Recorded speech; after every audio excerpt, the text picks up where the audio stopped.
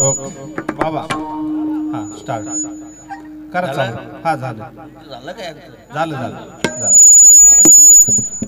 अरे महायोग पीठे तटे भीम रथ्यावर पुंडरीकाय समागत्य तिष्ठन्तमानंद कंदम परब्रह्मलिंगम भजे पांडुरंगम. या देवी सर्वभूतेषु शक्तिरूपेण संस्थिता. नमस्तस्यै नमस्तस्यै नमस्तस्यै नमो नमः. ज्ञान वैराग्य संपन्न खंड निज बोध रूप पूर्ण ब्रह्मा श्री सद्गुरुवे वामनाये नमोस्तुते. नस्याप पर ऐसा जगी जो महात्मा विरक्ती श्रेष्ठ भक्ती स्मरे नित्य राम. तिथी माघ पौर्णिमा साधुनी वाट धरिली निज धामा. नमस्कार माझा श्री सावळा रामा.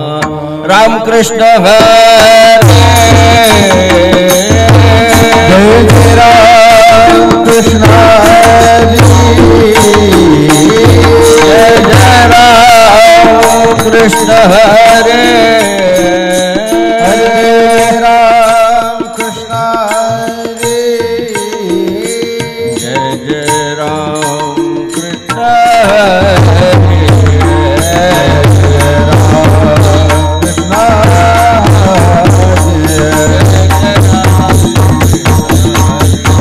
हरे जय जय राम कृष्ण हरी.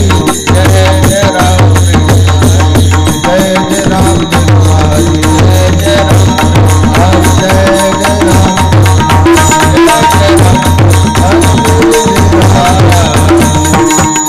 सुंदर ते ध्यान उठे बिठे तुळसी हार का काच पितांबर कुंडे तपत श्रवण.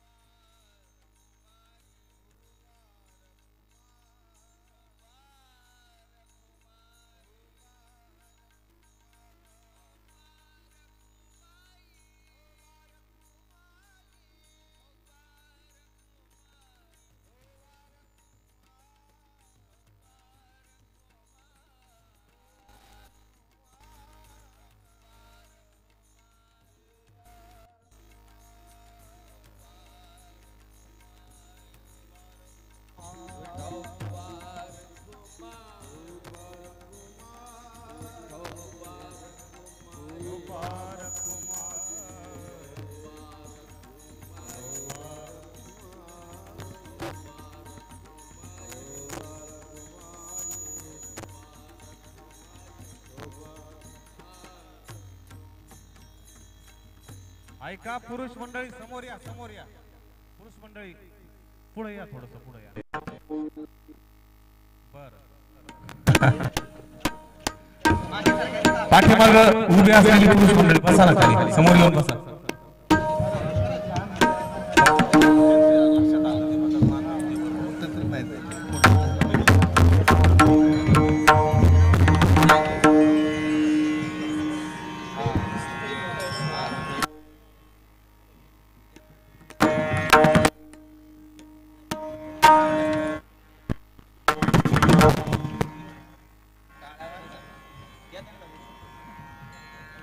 चला ऐका पुढे या. आता पुढे या. चला लवकर.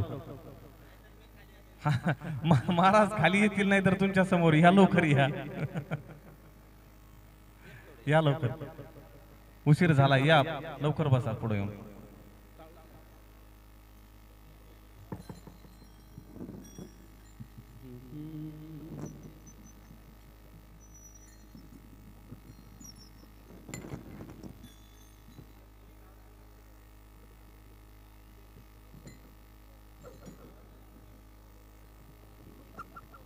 Hello hello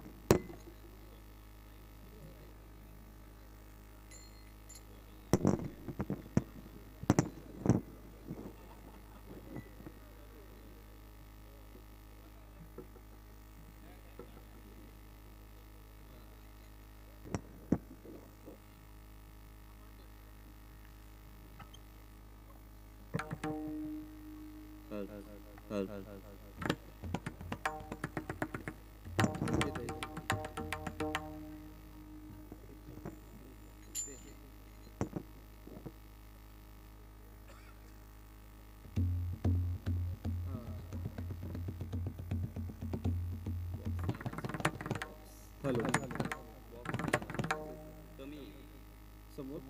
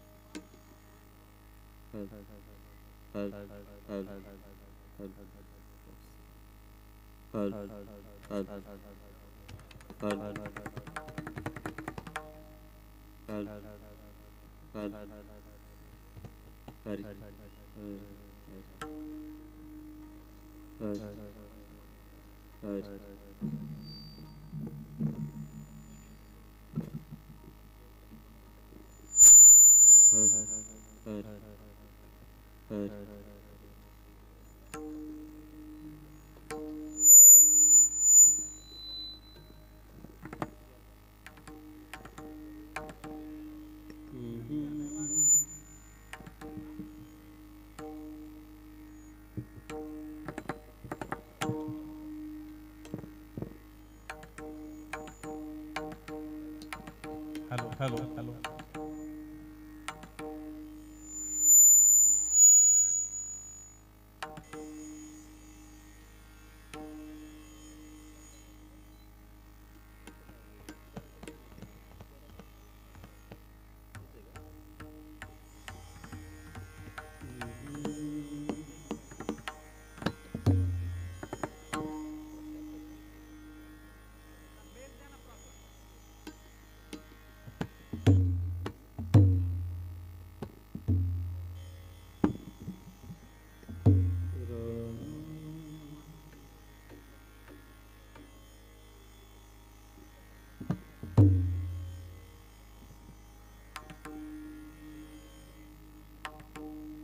Ram Krishna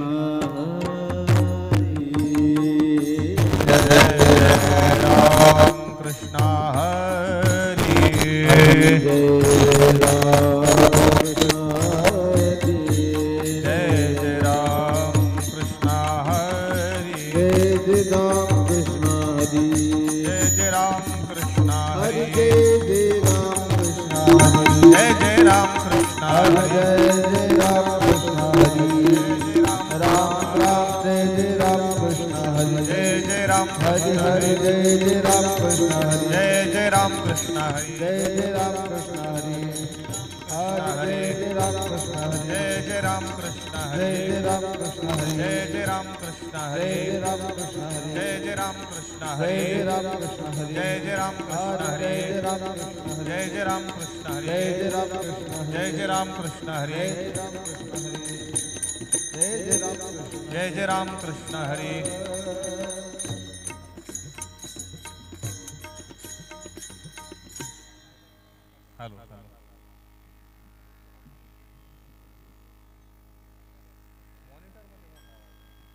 hello hello hello hello hello hello वाढवाय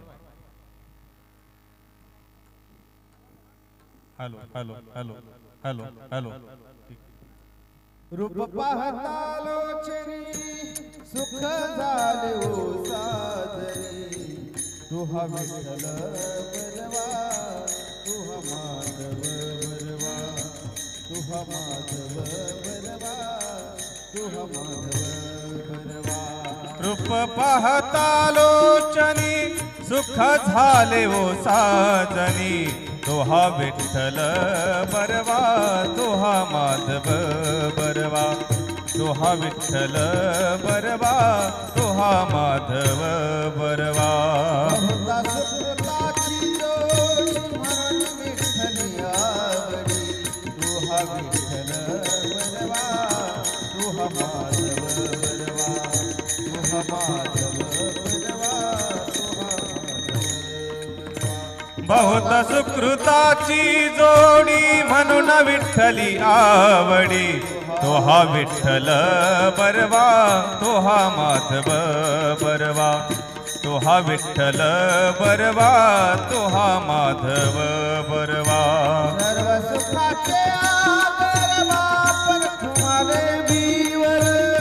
सर्व सुखाचे आगर बापर तुम्हाले बीवर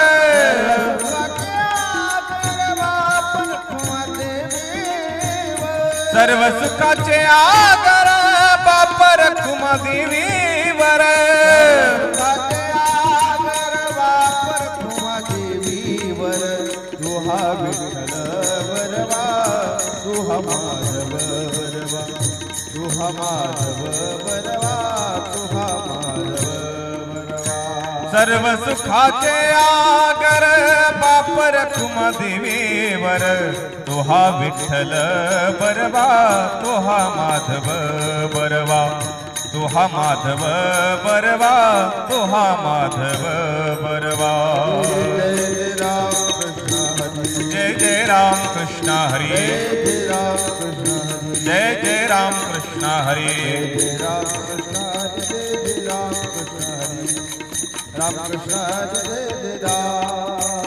जय जय राम कृष्ण हरी जय जय राम कृष्ण हरी राम कृष्ण हरी जय जय राम जय जय राम जय जय राम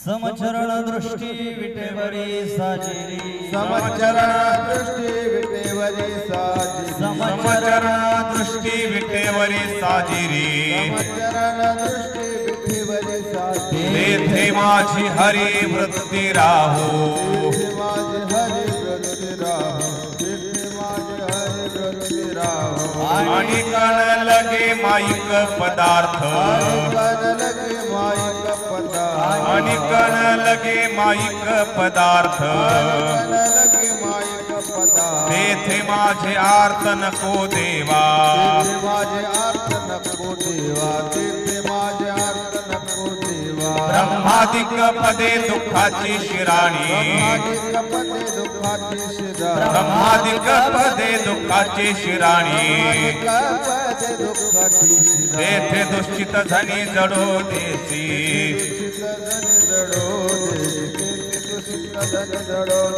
तुका म्हणे त्यांचे कळले आम्हावर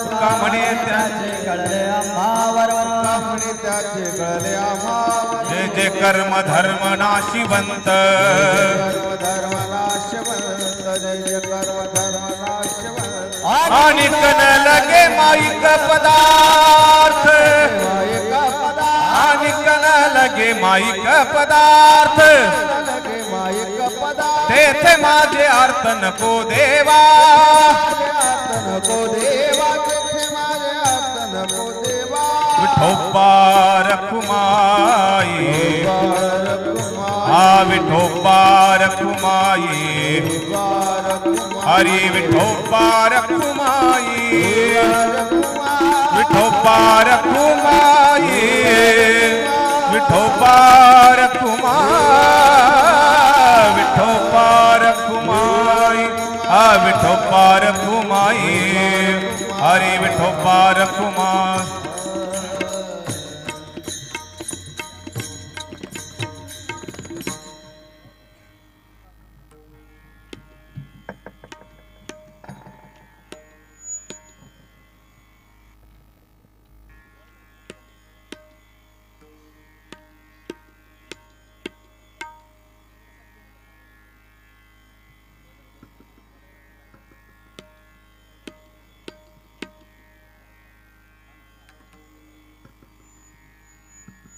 हेलो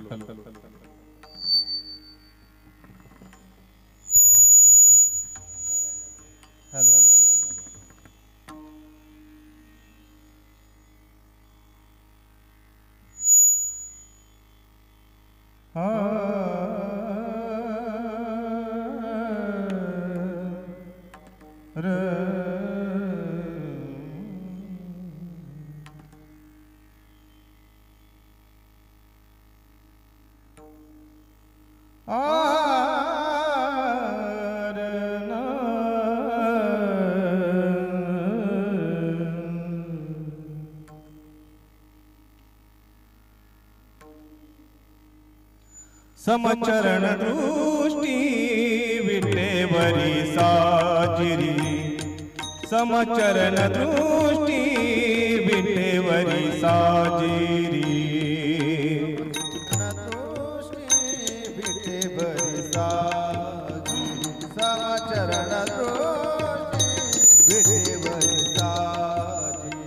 समचरण दृष्टि विटेवरी साजिरी समचरण दृष्टि विटेवरी साजिरी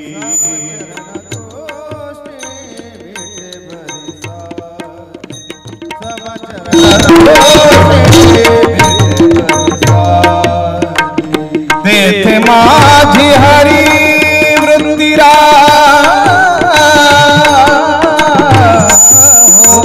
तेथे माझी हरी वृत्ती राहो आणि कन लागे माईक पदार्थ आणि कन लागे माईक पदार्थ माझी हरी वृत्ती राहो वृत्ती राहो आणि कन लागे माईक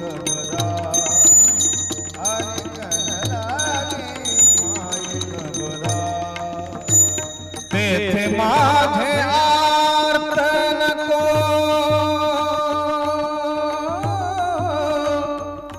तेथे माझे आर्त तेथे माझे आर्त तेथे माझे आर्त नको देवा तेथे माझे आर्त नको दे तेथे माझे आर्त तेथे माझे आर्त नको नको नको देवा तेथे माझे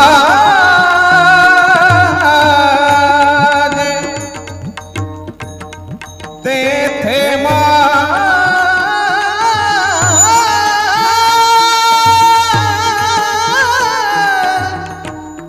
तेथे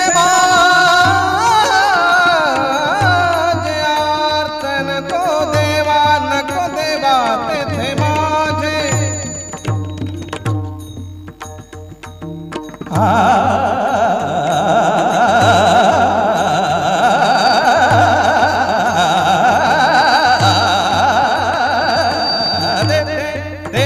तेथे माझे आर्त नको देवा नको देवा तेथे माझे आर्त नको देवा नको देवा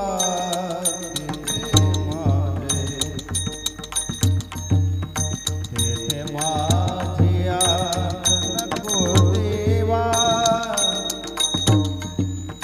तेथे माझे आर्त तेथे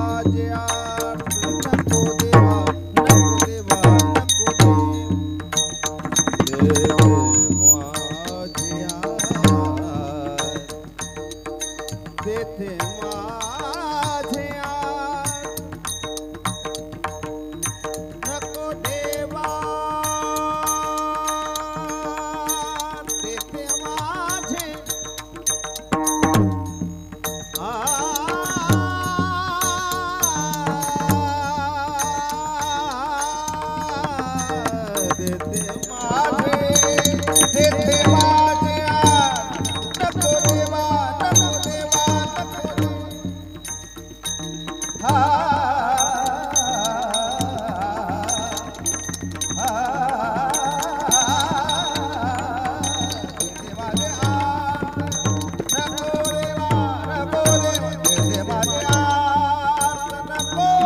देवा तेथे माझे आर्त नको देवा निकन लागे माईक पदार्थ आणि कन लागे माईक पदार्थ विठाला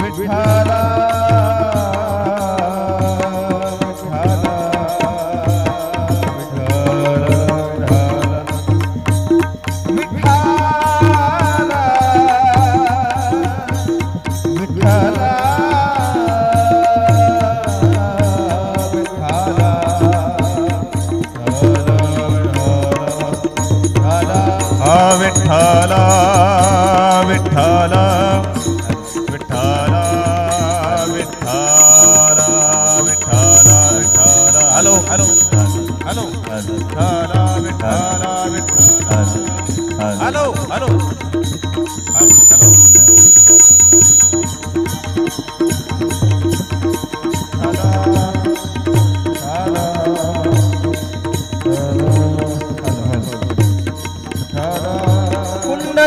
कवरदा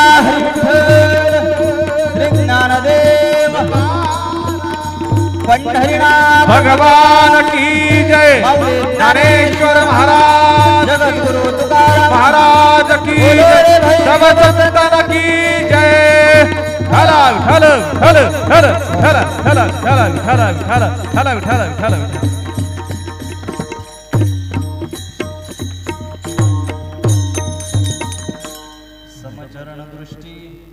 समचरण दृष्टी विटेवरी साजिरी तेथे माझी हरी वृत्ती राहो आणि कन लगे माईक पदार्थ तेथे माझे आर्त नको देवा ब्रह्मादिक पदे दुःखाची शिराणी तेथे दुष्यंत धनी जडो देशी आणि कन लगे माईक पदार्थ तेथे माझे आर्त नको देवा तुका म्हणे त्याचे कळले आम्हा वर्म जे जे कर्म धर्म नाशवंत आणि कन लगे माईक पदार्थ तेथे माझे आर्त नको देवा विठ्ठल विठ्ठल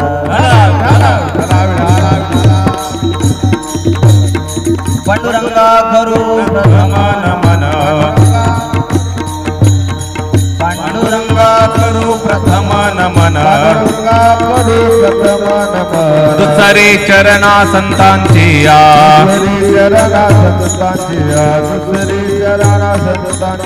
त्यांच्या कृपादाने कथेचा विस्तारू त्यांच्या कृपादाने कथेचा विस्तारू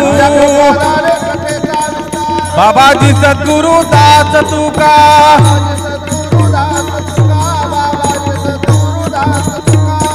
पांडुरंगा करू प्रथम नमन दुसरे चरण संतांची त्यांच्या कृपादाने कथेचा विस्तार बाबाजी सद्गुरु दास तुका हरि ओम ज्ञानेश्वरा करुणा करा दयाळा तुमचा अनुग्रह लाधलो पावन झालो चराचरी आता हृदय हे अपोले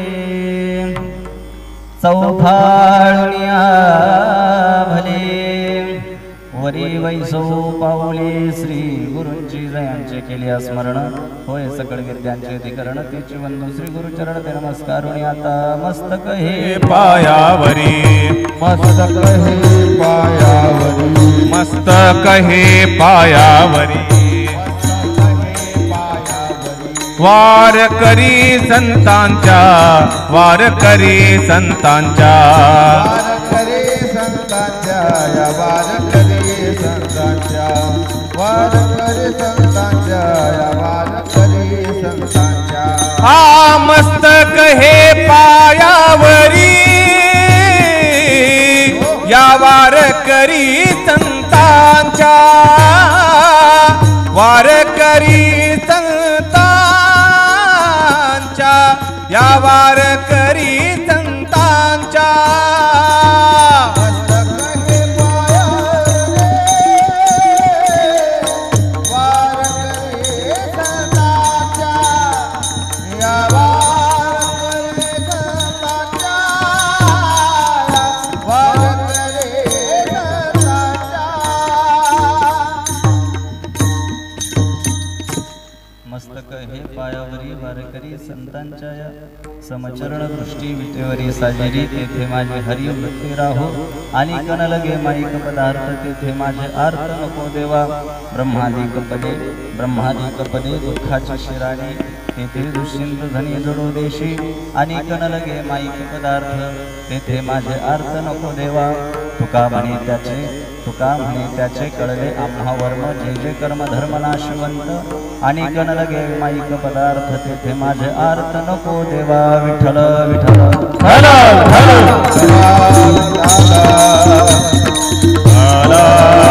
विठ्ठल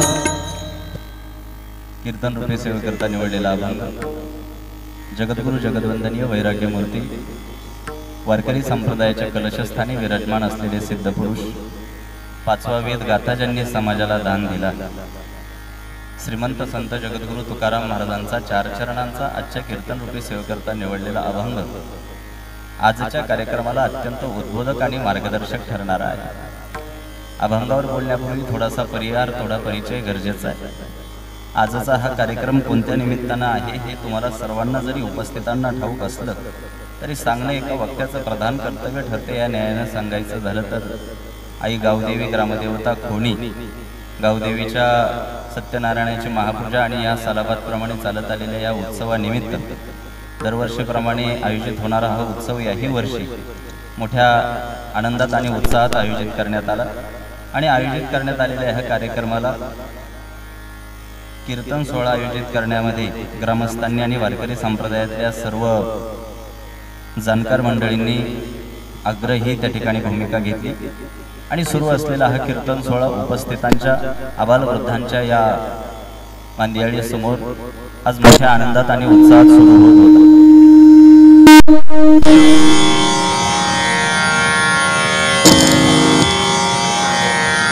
कीर्तन ऐकणाऱ्यांमध्ये आणि करणाऱ्यामध्ये जेवढा उत्साह आणि तेवढा उत्साह आयोजकांनी दाखवला असता तर बरं झालं असतं.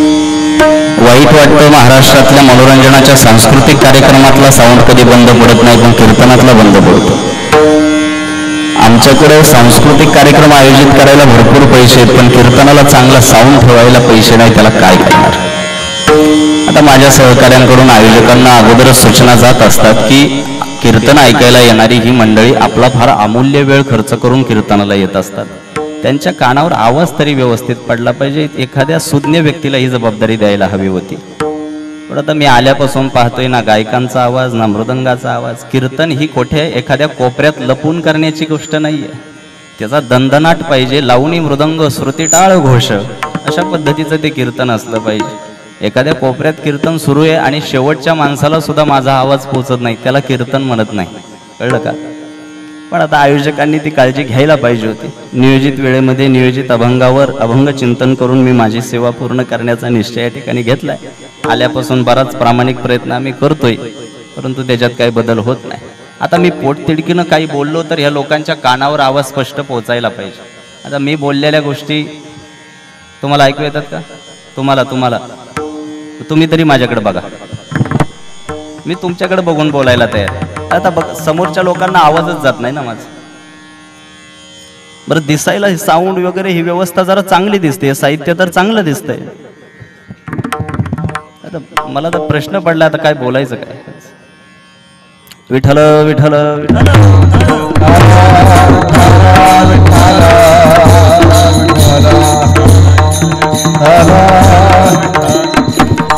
सालबतप्रमाणे चालत असलेला हा गावदेवीचा उत्सव आणि गावदेवीच्या उत्सवानिमित्त सुरू असलेला हा कीर्तन सोहळा.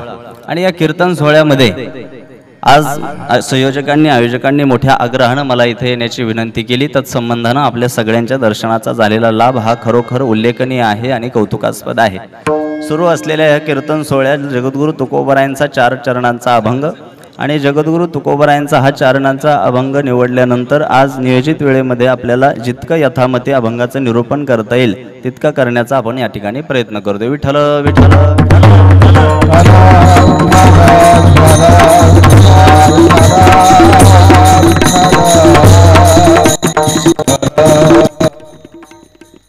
गावदेवीच्या उत्सवानिमित्त आयोजित केलेल्या ह्या कीर्तन सोहळ्यामध्ये जेवढी मंडळी माझ्यासमोर उपस्थित आहेत, कीर्तन ऐकायला आलेल्या सात्विक भावनेनं आजच्या कीर्तन सोहळ्याचा आनंद घेण्यासाठी उपस्थित असलेल्या प्रत्येक व्यक्तीला आज अभंग निरूपण ऐकवण्यासाठी मी या ठिकाणी जबाबदार आणि कर्तव्यनिष्ठ मी स्वतःला मानतो.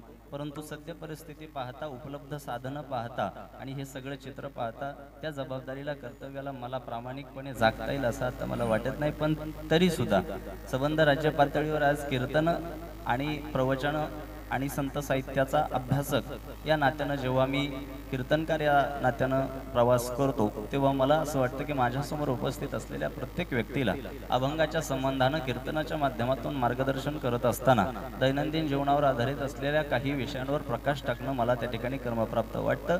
उपलब्ध साधनांचा आणि आहे त्या परिस्थितीचा स्वीकार करून माझ्याकडे मर्यादित जी वेळ उरली त्या वेळेत अभंग निरूपणाचा प्रयत्न मी करेल. विठ्ठल विठ्ठल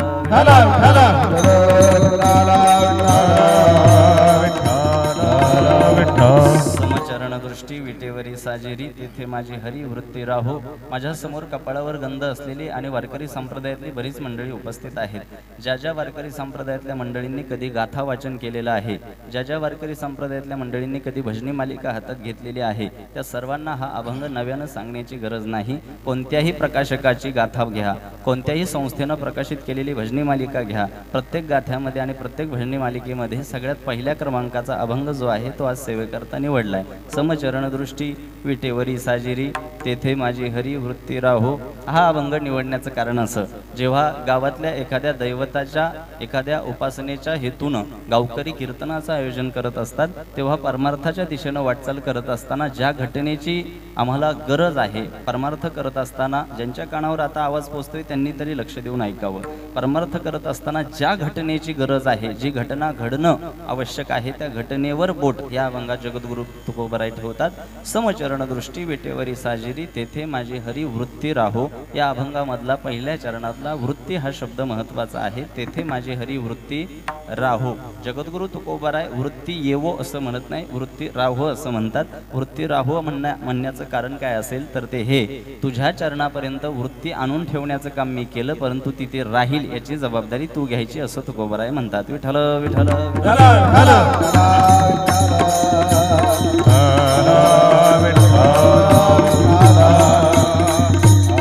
समचरण दृष्टी विटेवरी साजिरी तेथे माझी हरी वृत्ती राहो. या अभंगामधला वृत्ती हा शब्द आपल्याला सुरुवातीला एकदा अधोरेखित करता आला तर आपल्याला पुढच्या कीर्तनाची दोरी व्यवस्थित बांधून घेता येईल. समचरण दृष्टी विटेवरी साजिरी तेथे माझी हरी वृत्ती राहो. एकंदरीत जगद्गुरू तुकोबराय परमार्थाला पोषक असणाऱ्या घटनेचा उल्लेख यामध्ये करतात. कोणती घटना? आपली वृत्ती जोपर्यंत त्याच्या चरणावर स्थिर होत नाही तोपर्यंत परमार्थ सुरू झाला असं आपण आग्रहानं म्हणू शकत नाही. मग कुठे वृत्ती स्थिर व्हावी तर त्याची लक्षणं आणि त्याचं उदाहरणही तुकोबरायांनी दिलं. समचरण दृष्टी विटेवरी साजिरी, ज्याची दृष्टी समान आहे चरणही समान आहेत. विटेवर ज्याचे चरण समान आहे दृष्टीही समान आहे. विटेवरी ज्याची पाऊले समान तोची एक दानशूर दाता, ही ओळख आम्ही त्या ठिकाणी बघितली. पांडुरंग परमात्म्याच्या चरणावर वृत्ती स्थिर व्हावी असे तुकोबराय फक्त म्हणून जबाबदारी झटकत नाहीत, तर अतिशय शाब्दिक शृंगारानं त्या ठिकाणी व्याख्या स्पष्ट करतात की समचरण दृष्टी विटेवरी साजेरी, ज्याचे चरणही समान आहेत, ज्याची दृष्टीही समान आहे. तुम्ही वारकरी संप्रदायातल्या मंडळींनी जर अभ्यासानं कधी बघितलं तर दशावतारामध्ये कोणत्याच देवतेची कोणत्याच अवताराचं चरण समान नाही आणि दृष्टी समान नाही. वामन अवताराकडे जर बघितलं तर वामन अवतार आम्हाला क्रोधिष्ठ रागीट बघायला मिळाला. कृष्ण अवताराकडे जर बघितलं तर त्याचा सुद्धा एक पाय असा वाकडा बघायला मिळाला. ते हुडा चरणी वाजवितो, त्याचा पाय कसा आहे, वाकडा आहे. दशावतारामध्ये कोणाचे चरण आणि दृष्टी समान नाही. एकमेव पांडुरंग अवतारामध्ये पांडुरंगाची चरण सुद्धा आणि दृष्टी सुद्धा समान आहे. ती ओळख अधोरेखित करून जगद्गुरु तुकोबाराय म्हणतात, विटेवरी ज्याची पाऊले समान, ज्याची कोणाची, पांडुरंगाची. विटेवर पाऊलं समान फक्त पांडुरंगाची आहे, दुसऱ्या कोणाची नाही. मग तोच दोरा पुढे नेत मी या ठिकाणी आजच्या अभंगाला तो विषय जोडेल की समचरण दृष्टी, चरण सुद्धा समान आहेत आणि दृष्टी सुद्धा समान आहे. अशा पांडुरंगाच्या पायावर काय व्हावं, तेथे माझी हरिवृत्ती राहो. एकंदरीत आजच्या कीर्तनाचा अभंग वृत्ती एका ठिकाणी स्थिर करण्याच्या संबंधानं महत्वाचा होता. विठ्ठल विठ्ठल. आता वृत्ती स्थिर करण्याच्या संबंधानं होता असं म्हणण्याचं कारण तुमच्या लक्षात यायला हवं. होता कारण ती स्थिर करण्याचा फार ताकदीचा प्रयत्न मी आज या ठिकाणी करणार होतो, परंतु उपस्थित श्रोत्यांसमोर आता जे चित्र आहे किंवा उपलब्धची साधनं आहे ह्या परिस्थितीकडे पाहून असं वाटत नाही की तितक्या ताकदीनं ते करता येईल. परंतु तरी सुद्धा हळूहळू ढाळे ढाळे केतुलेने एके वेळे, अगदी माऊली नारायणांच्या प्रमाणाप्रमाणे आपल्याला उपलब्ध साधनांचा आणि परिस्थितीचा स्वीकार करून पुढे जावं लागेल. सध्या परिस्थिती कशी आहे तेवढे आमदार सोबत घेऊन सत्ता स्थापन करण्याचा काळ चालू आहे. मग आपल्याला सुद्धा आता काय करावं लागेल, सध्या परिस्थितीचा स्वीकार करून पुढे जावं लागेल. महाराज आयुष्य जगत असताना मी माझ्या आयुष्यात 2 गोष्टी फार लवकर शिकलो. कोणत्या गोष्टी, आपल्यासमोर कोणतीही परिस्थिती आल्यानंतर आपल्याकडे 2च पर्याय उरतात. कोणते 2 पर्याय, एकतर ती परिस्थिती निमूटपणे स्वीकारणं अथवा ती परिस्थिती बदलण्याचं आव्हान आपल्याला स्वीकारावं लागेल. एकतर परिस्थिती स्वीकारायची किंवा ती परिस्थिती बदलण्याची तयारी ठेवायची. माझ्या लक्षात आलं ही परिस्थिती बदलणार नाही, मी परिस्थिती स्वीकारली. विठ्ठल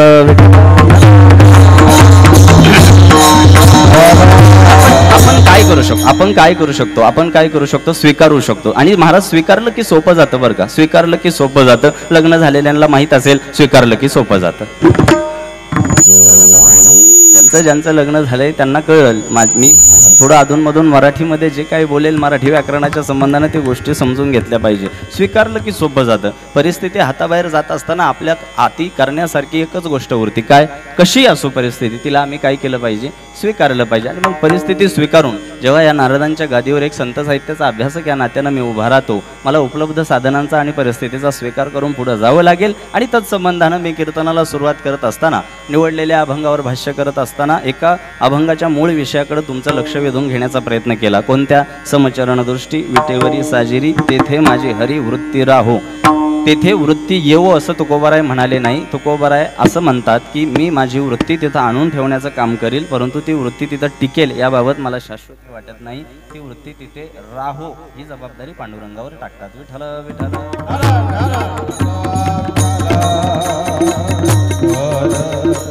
परमार्थ करत असताना ज्या घटनेची सर्वात जास्त गरज आपल्या आयुष्यामध्ये आहे ती घटना जगद्गुरु तुकोबारायांनी अभंगात अधोरेखित केली की तेथे माझी वृत्ती, तेथे माझी हरी वृत्ती राहो. आपली वृत्ती एका ठिकाणी स्थिर झाल्याशिवाय परमार्थ करणं शक्य नाही. पण अलीकडच्या काळामध्ये वृत्तीच्या संबंधानं जर भाष्य केलं आणि परमार्थावर एक जर नजर टाकली तर आपल्या पातळीवर सुरू असलेला परमार्थ बाबा असा सुरू आहे. आपला परमार्थ कमी आणि जाहिरात जास्त. आपला घोटाळा असा झाला की आमच्या कपाळावर गंध फार मोठा, आमच्या गळ्यातली माळ फार मोठी, आमच्या खांद्यावरचं उपरणं फार मोठं, आमच्या धोत्राचे काठ सुद्धा दिवसेंदिवस वाढत चाललेले आम्हाला बघायला मिळतात.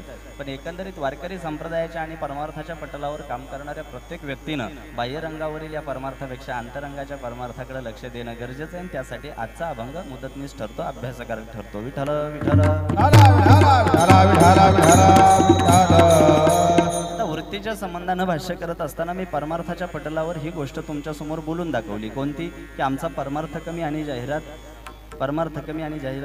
तुमचा तरी पाठिंबा असू द्या. मला आता तासभर तरी सरकार टिकवायचं आहे. मला परमार्थ कमी आणि जाहिरात जास्त. अलीकडच्या काळामध्ये अंतरंगातल्या परमार्थापेक्षा बाह्यरंगातल्या परमार्थाकडे फार लक्ष देणारी आमची जी वृत्ती फोफावताना दिसते ती कुठेतरी आकुंचन पावली पाहिजे, थांबली पाहिजे, आटोक्यात आली पाहिजे. आमची माळ मोठी, आमचा गंध मोठा, आमचं उपर्ण मोठं, आमचा कपाळावरचा बुक्का मोठा. निश्चितच गंध मोठा असला पाहिजे, निश्चितच माळ दिसली पाहिजे, निश्चितच उपर्ण मोठं असलं पाहिजे, निश्चितच वारकऱ्यानं परमार्थ करत असताना टापटीप राहणं गरजेचं आहे. अतिशय प्रसन्न वाटेल असं त्याचं बाह्यरंग सुद्धा असलं पाहिजे. परंतु बाह्यरंग अतिशय व्यवस्थित असताना आम्हाला अंतरंगाकडे तितक्या गांभीर्यानं लक्ष दिलं पाहिजे. अंतरंगाच्या बाजूनं परमार्थाचा विचार करत असताना तुकोबारायांनी ज्या घटनेवर बोट ठेवलं ती घटना आजच्या अभंगामध्ये आहे. तेथे माझी हरिवृत्ती राहो.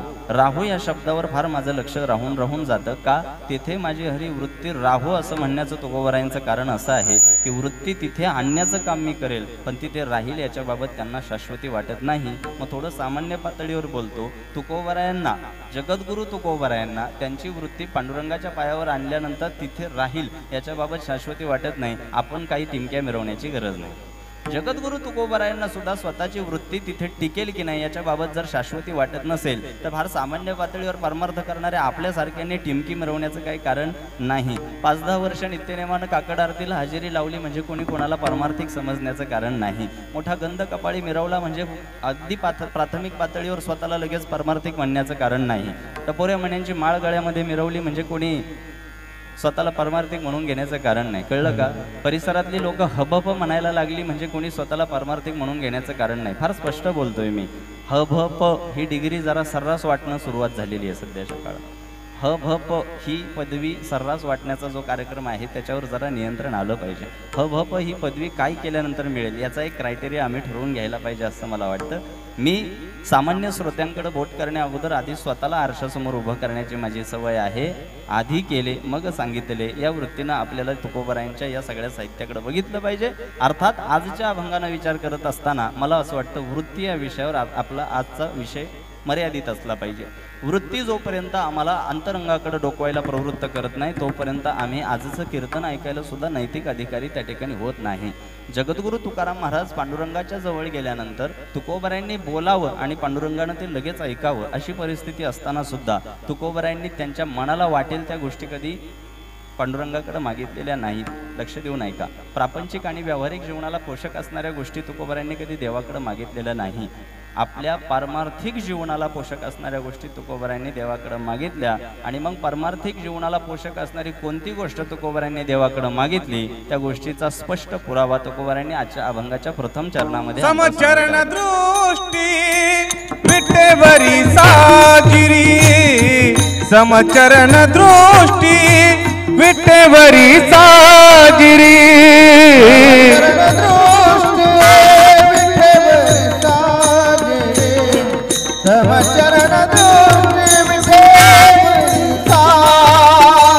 समचरण दृष्टी विटेवरी साजिरी. समचरण दृष्टी विटेवरी साजिरी.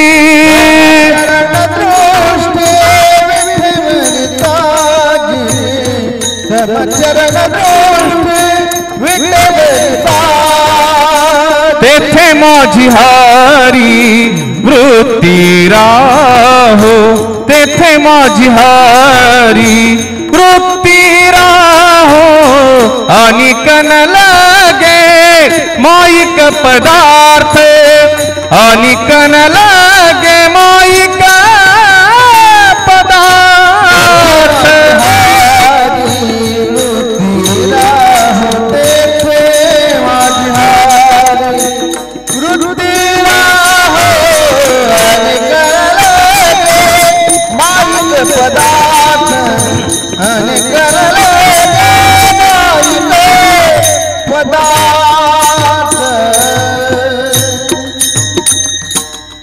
बाह्यरंगानं परमार्थाकडे बघण्यापेक्षा अंतरंगानं परमार्थाकडे बघितलं पाहिजे या हेतूनं जगद्गुरु तुकोबारायांनी आम्हाला मार्गदर्शन केलं. पण ते मार्गदर्शन समजावून घेत असताना मला असं वाटतं की अगोदर आम्ही स्वतःला त्या ठिकाणी ठेवून विचार केला पाहिजे जगद्गुरू तुकाराम महाराजांनी परमार्थाला पोषक अशाच गोष्टी देवाकडे मागितल्या. ह्या गोष्टीचा उच्चार मी काही वेळापूर्वी केला. मग परमार्थाला पोषक अशी कोणती गोष्ट तुकोबारायांनी देवाकडे मागितली? समचरण दृष्टी विटेवरी साजिरी. कोणती गोष्ट मागितली? तेथे माझी हरी वृत्ती राहू. तुझ्या चरणावर माझी वृत्ती स्थिर झाल्यानंतरच परमार्थाला पोषक असं वातावरण माझ्या आयुष्यात असेल, असं कदाचित तुकोबारायांचं म्हणणं असावं. तुकोबारायांचं म्हणणं असं असावं म्हणण्याचं कारण, असावं असं म्हणण्याचं कारण, तुकोबारायांच्या कोणत्याही संतांच्या अभंगांचे आम्ही अर्थ लावू शकत नाही. अर्थ लावण्यात भल्याभल्यांची हयात गेली. आम्ही काय करू शकतो? तर्कानं अभ्यासानं फक्त अनुमान लावू शकतो. यत्र यत्र तुम्हा तत्र तत्र वन्नी. ज्या अर्थी तिथं धूर निघतोय त्या अर्थी तिथं काहीतरी पेटलं असावं. हा काय झाला? अनुमान प्रयोग झाला. कोणत्याही वक्त्यानं, जागतिक पातळीवरच्या कोणत्याही तत्ववेत्यांना असा दावा कधी करायचा नाही की महाराजांना या अभंगात हेच म्हणायचं होतं. भले गेले. आपण काय करू शकतो? आपल्या अभ्यासाच्या आणि तर्काधिष्ठानावर काय करू शकतो? चांगलं अनुमान लावू शकतो. त्या अनुमानावर मी असं म्हणतो की जगद्गुरू तुकोबारायांना परमार्थाला पोषक असणारी गोष्ट मागण्याची इच्छा झाली असावी आणि तेव्हा त्यांनी सांगितलं की तेथे माझी हरी वृत्ती राहू. विठ्ठल विठ्ठल.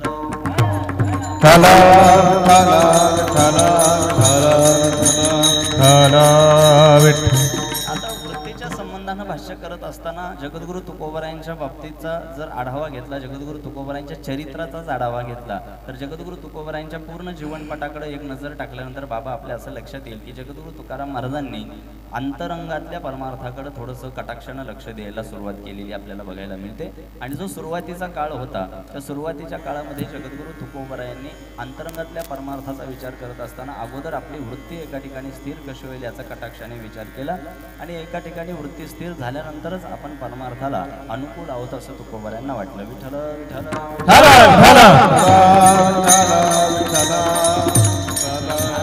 आज खऱ्या अर्थानं माझी शांतीब्रह्म एकनाथ महाराज परीक्षा घेत असतील असं मला वाटतं.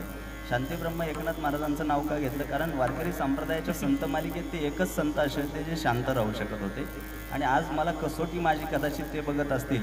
आणि जितक्या शांततेत मी आता बोलतोय हे माझ्या मूळ स्वभावाच्या विरोधात हे तुम्ही लक्षात घ्या. माझा मूळ स्वभाव इतका शांत राहण्याचा नाही आहे. कारण जेव्हा एखाद्या कार्यक्रमाच्या ठिकाणी पोहोचल्यानंतर पण इतक्या सुंदर असलेल्या सोहळ्याचं जर कोणी वाटोळं करत असेल तर त्याची तळपायाची आग माझ्या मस्तकात जाते. काही लोकांना याचं अजिबात गांभीर्य नाही. म्हणून आज इतकं नजर लागण्यासारखं प्रसन्न वातावरण, इतकी छान लोकांची उपस्थिती आहे, इतकं आज कीर्तन सुंदर होऊ शकलं असतं. परंतु आता राहून मी त्या गोष्टीला फाटा देतोय, परंतु स्तर यांचा ढासळत चाललाय. तो वाढायला पाहिजे पण तो ढासळतच चाललाय. आता ह्याच्यातला कीर्तनातला जाणकार पाहिजे. ह्या हळदीवाल्यांना चाट काय कळणार आणि धूमपान काय कळणार? आवाज वाढव डीजे वाले, त्यांना यांना कीर्तनाचं काय करणार? महाराज वारकरी संप्रदायामध्ये एक संत साहित्याचा अभ्यासक म्हणून वावरत असताना आपण काय केलं पाहिजे? थोडीशी शांतता बाळगली पाहिजे. लोकांना आदर्शवत असं आपलं आचरण असलं पाहिजे. म्हणून किंबहुना मी थोडा मर्यादित बोलतोय. नाहीतर आत्ताची ही जी माझी भाषा तुम्हाला दिसते माझ्या मूळ स्वभावाच्या विरोधात आहे. वैयक्तिक पातळीवर कधी माझी कुणी भेट घेतल्यानंतर माझा मूळ स्वभाव कळेल. विठ्ठल विठ्ठल. कीर्तनाच्या बाबतीत हा छाछूपणा अजिबात सहन होत नाही. महाराज आपल्या महाराष्ट्राच्या धर्तीवर, ज्ञानोबा तुकोबारायांचा हा महाराष्ट्र अख्ख्या जगाला वैश्विक तत्वज्ञान दान देणाऱ्या वारकरी संप्रदायातल्या ह्या ज्ञानोबा तुकोबारायांच्या महाराष्ट्रात कीर्तनाचं गांभीर्य अजूनही लोकांना येईना. तुका म्हणे मेलो सांगता तुकोबारायांनी हात जोडले आणि माझ्यासारख्या कीर्तनकारांना किती डोकं आपटलं तरी काय फरक पडणार नाही. आणि म्हणून अभंगाचं शेवटचं चरण यांच्यासाठी उद्बोधक आहे. काही वेळाने मी त्याच्यावर येणार आहे. परंतु सुरुवातीला वृत्तीच्या संबंधानं बोलत असताना मला वारकरी संप्रदायाच्या पटलावर आज एकच बोलावं असं वाटतं की तेथे माझी हरी वृत्ती राहो. इथे व्यासपीठावर जेवढी लोक उपस्थित आहेत तुम्हाला गृहीत धरून मी पुढचा विषय घेतो. तेथे माझी हरी वृत्ती राहो असं तुकोबारायांनी म्हणण्याचं कारण असं, तुकोबाराय पांडुरंगाच्या जवळ गेल्यानंतर तुकोबारायांनी पांडुरंगाकडे काही जरी मागितलं असतं तरी पांडुरंगाने द्यायला नकार दिला नसता. जगद्गुरू तुकोबारायन इतका प्रिय भक्त पांडुरंगाला दुसरा कोणता नव्हता. तरी सुद्धा तुकोबारायांनी हायवेला 5-50 एकर जमीन आपल्या नावावर व्हावी असं पांडुरंगाकडे मागितलं नाही. बायका मुलांचा सुरू असलेला व्यावहारिक पातळीवरचा प्रपंच समृद्ध व्हावा असंही काही त्यांनी मागितलं नाही. अर्थात तशी गरजही त्यांना कधी वाटली नाही. परमार्थाला पोषक असणाऱ्याच गोष्टी तुकोबारायांनी देवाकडे मागितल्या आणि त्याचा पुरावा आम्ही पहिल्या चरणात ऐकला की तेथे माझी हरी वृत्ती राहो. वृत्ती जोपर्यंत एका ठिकाणी स्थिर होत नाही तोपर्यंत परमार्थाला आम्ही त्या ठिकाणी खऱ्या अर्थानं न्याय देऊ शकत नाही असं महाराज मला वाटतं. आणि तुकोबारायांची भाषा सुद्धा त्याच दृष्टीनं पुढे जाताना आम्हाला दिसते.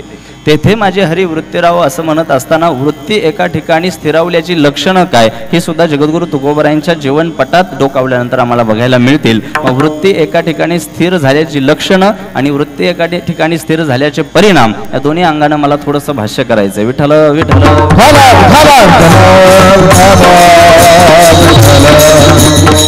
वृत्ती एका ठिकाणी स्थिर झाल्याच्या संबंधानं जो जो विचार मांडायला पाहिजे तो विचार मांडत असताना एक दृष्टांत सर्रास देत असतो. तो दृष्टांत जगद्गुरु तुकोबारायांच्या जीवनातला आहे. जगद्गुरु तुकोबारायांच्या जीवनावर इतक्या कटाक्षानं बोलण्याचं कारण असं की जगद्गुरु तुकोबारायांचं जे गाव आहे, मूळ गाव आहे, कोणतं गाव आहे तुकोबारायांचं? आता हे विचारल्यावर तरी तुमचा पटकन आवाज आला पाहिजे. कदाचित तुम्ही माझ्या एकट्याच्या अंगावर टाकून हात झटकलेले दिसत आहेत, पण जगद्गुरु तुकोबारायांचं मूळ गाव आहे देहूगाव आणि देहूगावच्या पंचक्रोशीतलं माझं गाव आहे. जगद्गुरु तुकोबारायांची साधना भूमी, साक्षात्कार भूमी असलेल्या भामचंद्र डोंगर ज्या गावात आहे ते माझं मूळ गाव आणि जगद्गुरु तुकोबारायांच्या मातीतला जन्म असल्या कारणानं, जगद्गुरु तुकोबारायांच्या अभंगांचे संस्कार माझ्यावर झाल्या कारणानं जगद्गुरु तुकोबारायांच्याच जीवनचरित्राचा अभ्यास आपल्यासाठी पुरेसा आहे असं मला वाटतं. एकंदरीत संपूर्ण दाखले आणि सगळा जीवनपट तुकोबारायांचाच पुरेसा आहे. विठ्ठल विठ्ठल.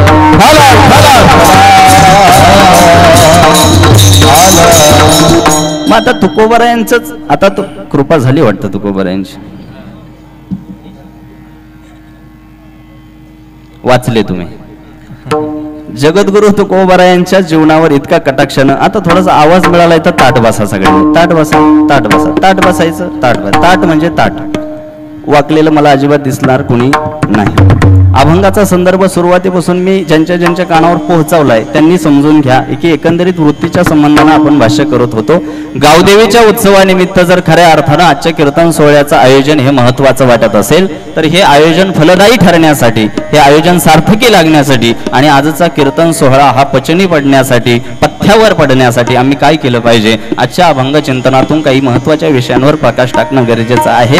तो विचार सगळ्यात पहिल्या चरणात आम्ही ऐकला की तेथे माझी हरी वृत्ती राहो. मग वृत्ती एका ठिकाणी स्थिर होण्याची लक्षणं आणि वृत्ती एका ठिकाणी स्थिर झाल्याचे परिणाम आपल्याला बघायचे असं मी तुम्हाला काही वेळापूर्वी बोललो होतो. आता ती लक्षणं बघत असताना मला तुकोबाराय सोडून दुसरे कुणीही त्या ठिकाणी उदाहरणासाठी उपयुक्त वाटत नाही. तुकोबारायांच्याच आयुष्याकडे आम्ही बघायचं.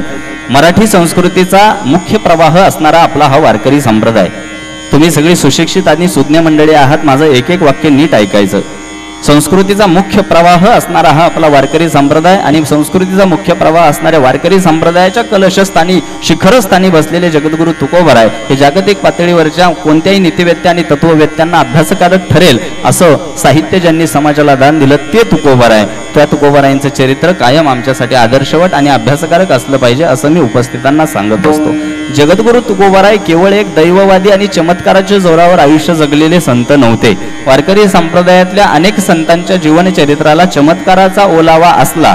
नीट ऐका, वारकरी संप्रदायातल्या अनेक संतांच्या जीवनाला चमत्काराचा ओलावा असला तरी सुद्धा चमत्कार केले म्हणून ते संत नव्हते, संत होते म्हणून चमत्कार झाले. विठ्ठल विठ्ठल.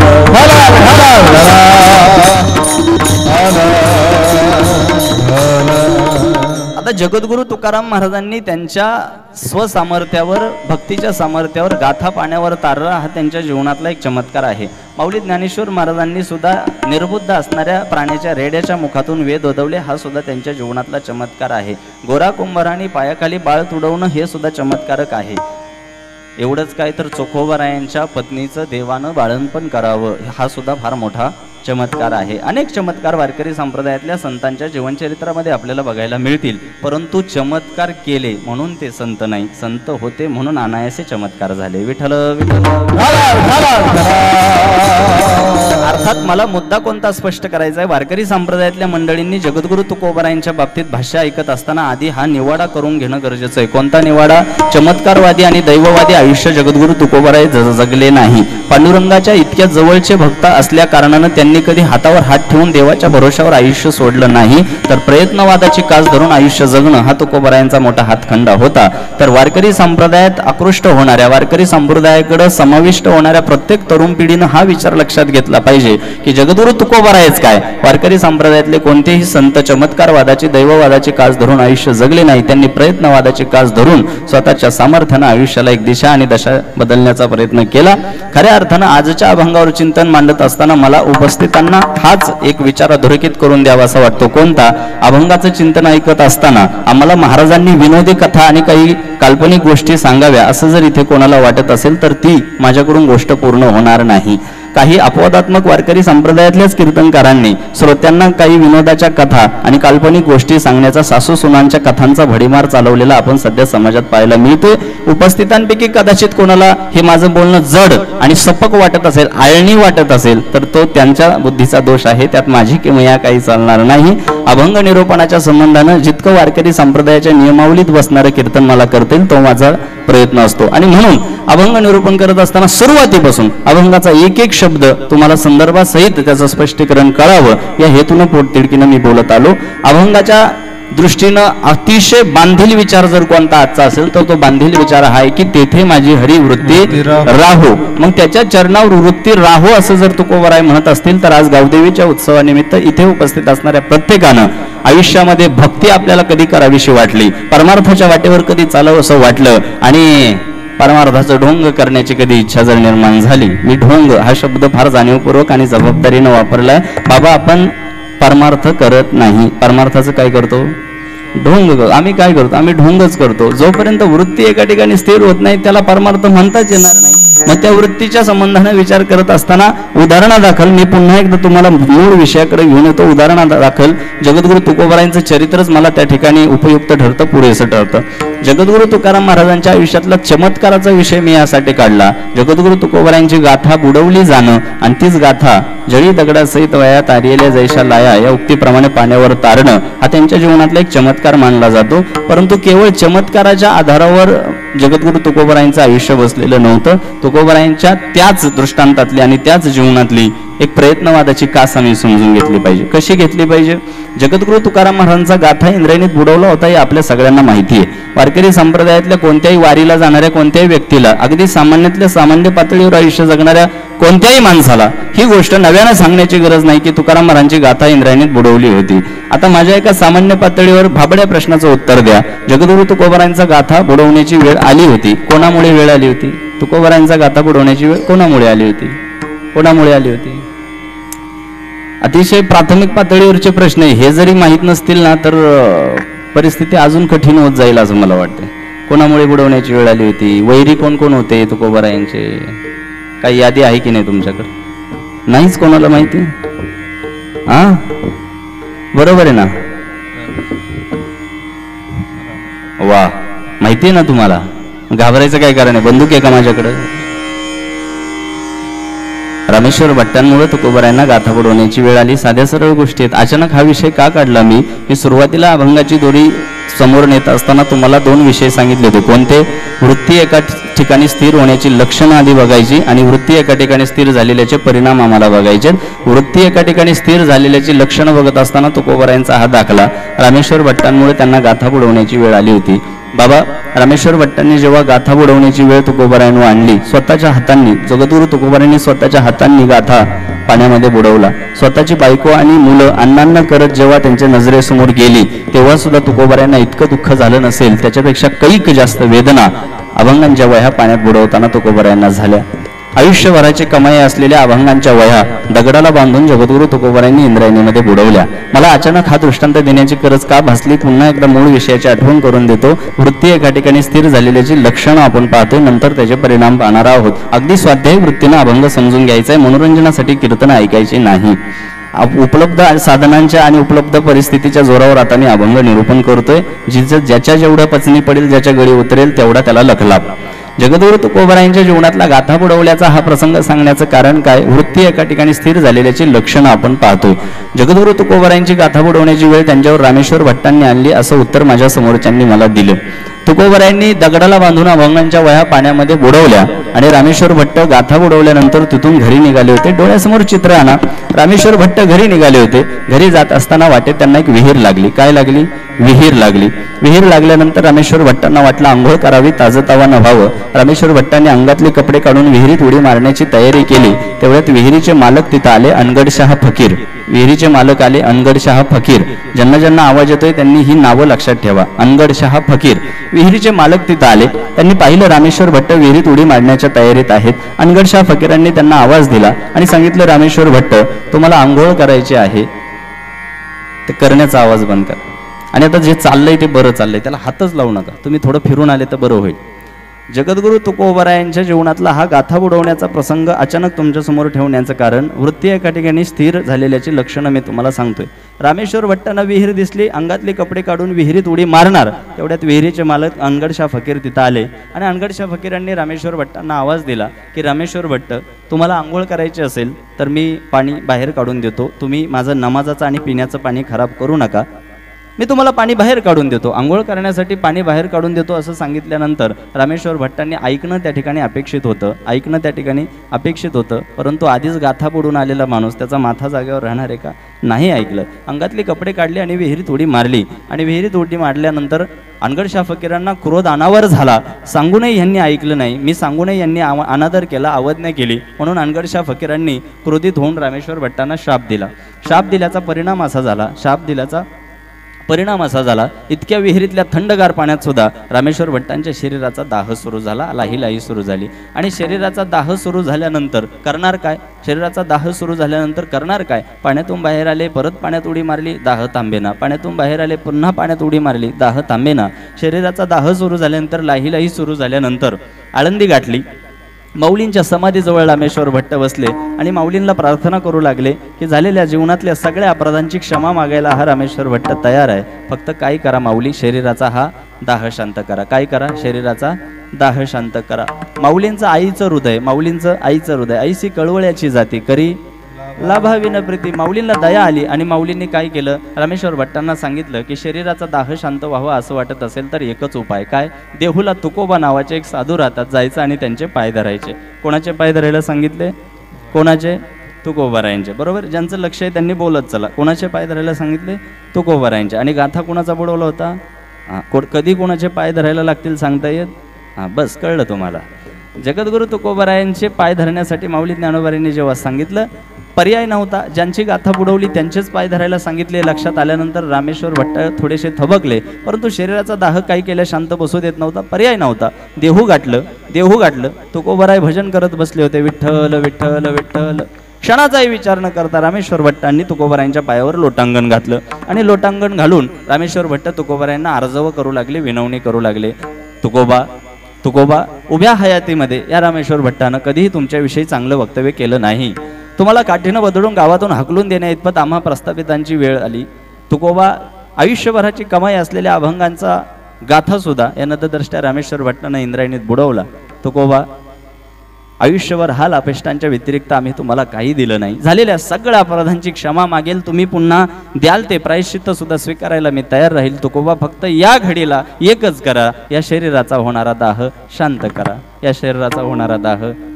करा. आता ज्या मंडळींनी हा दृष्टांत लक्ष देऊन ऐकलाय त्या सगळ्या महिला वर्गाला आणि पुरुष वर्गाला आणि व्यासपीठावरच्या मान्यवरांना, ज्यांच्या कानावर हा दृष्टांत पडलाय त्या सर्वांना माझा एक सामान्य पातळीवर प्रश्न आहे. नीट लक्ष देऊन ऐका. तुकोबारायांचा काय बुडवला होता? गाथा बुडवला होता. आणि ज्याच्यामुळं गाथा बुडवावा लागला तो समोर येऊन बसलाय. मला एका प्रश्नाचं उत्तर द्या. आपल्या आयुष्यभराची कमाई ज्याच्यामुळं पाण्यात बुडवावी लागली तो समोर येऊन बसलाय. अशा वेळी तुमच्या गावातल्या माणसानं काय केलं असतं? बोला, पटकन बोला, माझ्याकडे वेळ कमी आहे. हसण्याची गरज नाही, पटकन उत्तर द्यायचं, मान्य करायचं. जे आपल्या बुद्धीला वाटतंय ते उत्तर देऊन टाकायचं. काय केलं असतं? आपल्या गावातलं जाऊ द्या, इथे ज्यांच्या कानावर आवाज पोहोचतोय आपल्यापैकी कोणी त्या ठिकाणी असतं आणि आयुष्यभराची कमाई ज्याच्यामुळे पाण्यात बुडवायला लागली तो माणूस जर आपल्यासमोर येऊन बसला असता आणि आपल्याकडून पुन्हा काही मदत मागायला लागला असता तर काय केलं असतं? आपल्यापैकी, तुमच्यापैकी काय केलं असतं? बोला पटकन, काय केलं असतं? बाबांनी उत्तर दिलं. काय केला असता? हाणला असता. बरोबर आहे ना, हाणला असता. आणि थोडं आता तुमच्यापैकी जर कोणी संभ्रमात असेल तर थोडं सोपं करून सांगतो. तुकोबारायांचा काय बुडवला होता? तुमचा मोबाईल कोणी पाण्यात टाकू द्या, जीव घ्याल तुम्ही त्याचा. साधी सरळ गोष्ट आहे, अगदी सहज पातळीवर मी निवाडा करतोय. तुमचा मोबाईल जर, आता मोबाईलचं उदाहरण का दिलं, सगळा डेटा कशामध्ये आहे सध्या? 70 वर्षाच्या म्हाताऱ्या लोकांच्या मोबाईलला सुद्धा पासवर्ड बघितलेत मी, त्याच्यामुळे मला मोबाईल आणि त्याच्यात वारकऱ्यांचा सुद्धा समावेश आहे. आपल्याला काही माफी देण्याचं काही कारण नाही.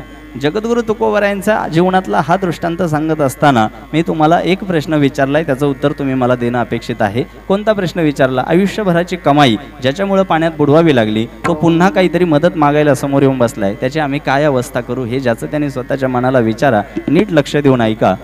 जगद्गुरु तुकोबरायांनी आपल्या आयुष्यभराची कमाई, अभंगांच्या वह्या ज्याच्यामुळे पाण्यात बुडवायला लागल्या, तो आपला वैरी समोर येऊन बसलाय हे बघितलं नाही. शरीराचा दाह शांत करा असं म्हटल्यानंतर क्षणाचाही विचार न करता तुकोबरायांनी त्याच्या डोक्यावर हात ठेवला आणि शरीराचा दाह शांत केला. ही तुकोबरायांची वृत्ती एका ठिकाणी स्थिर झाल्याचं सगळ्यात मोठं लक्षण आम्हाला त्या ठिकाणी पाहायला मिळालं. हा त्याचा सगळ्यात मोठा पुरावा आम्हाला बघायला मिळाला. मग वृत्ती एका ठिकाणी स्थिर झाल्याची लक्षणं मांडत असताना मला हा पुरावा तुम्हाला द्यावासा वाटला. आता वृत्ती एका ठिकाणी स्थिर झाल्याचं लक्षण मी तुम्हाला सांगितलं, पण वृत्ती एका ठिकाणी स्थिर झाल्याचा परिणाम सांगायचा राहिलाय. परिणाम असा असं वागल्यानंतर तुकोबरायांच्या आयुष्यात त्यांना काहीच फायदा झाला नाही का? झालाय. असं वागल्यानंतर तुकोबरायांना काही फायदा झाला नाही का? झालाय. काही जणांना वाटेल बायको मुलं अन्नान्न करत डोळ्यासमोर मेली, कोपला पाटील गावीचे हे लोक आता माझं भेक कोण गाई, हे म्हणण्या इतपत तुकोबरायांवर वेळ आली. काही बुद्धिवाद्यांना वाटेल जर इतकी वाईट वेळ आली तर काय फायदा झालाय? फायदा काय झालाय सांगू का? फायदा काय झालाय सांगू का?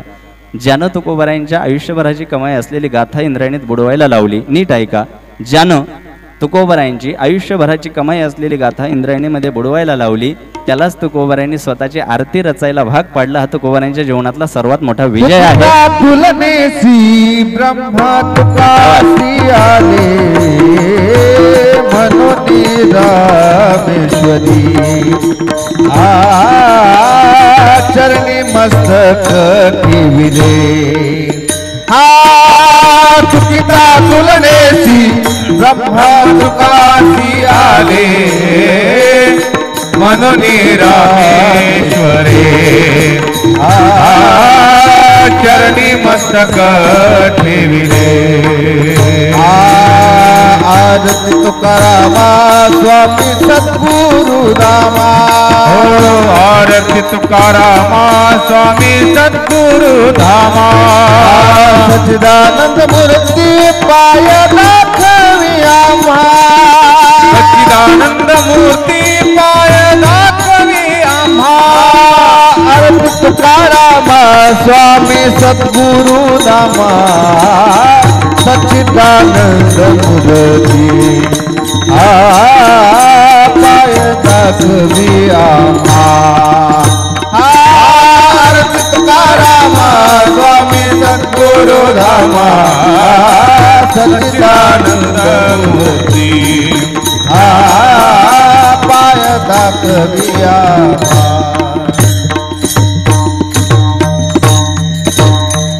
आरती तुकारामा स्वामी सद्गुरु धामा.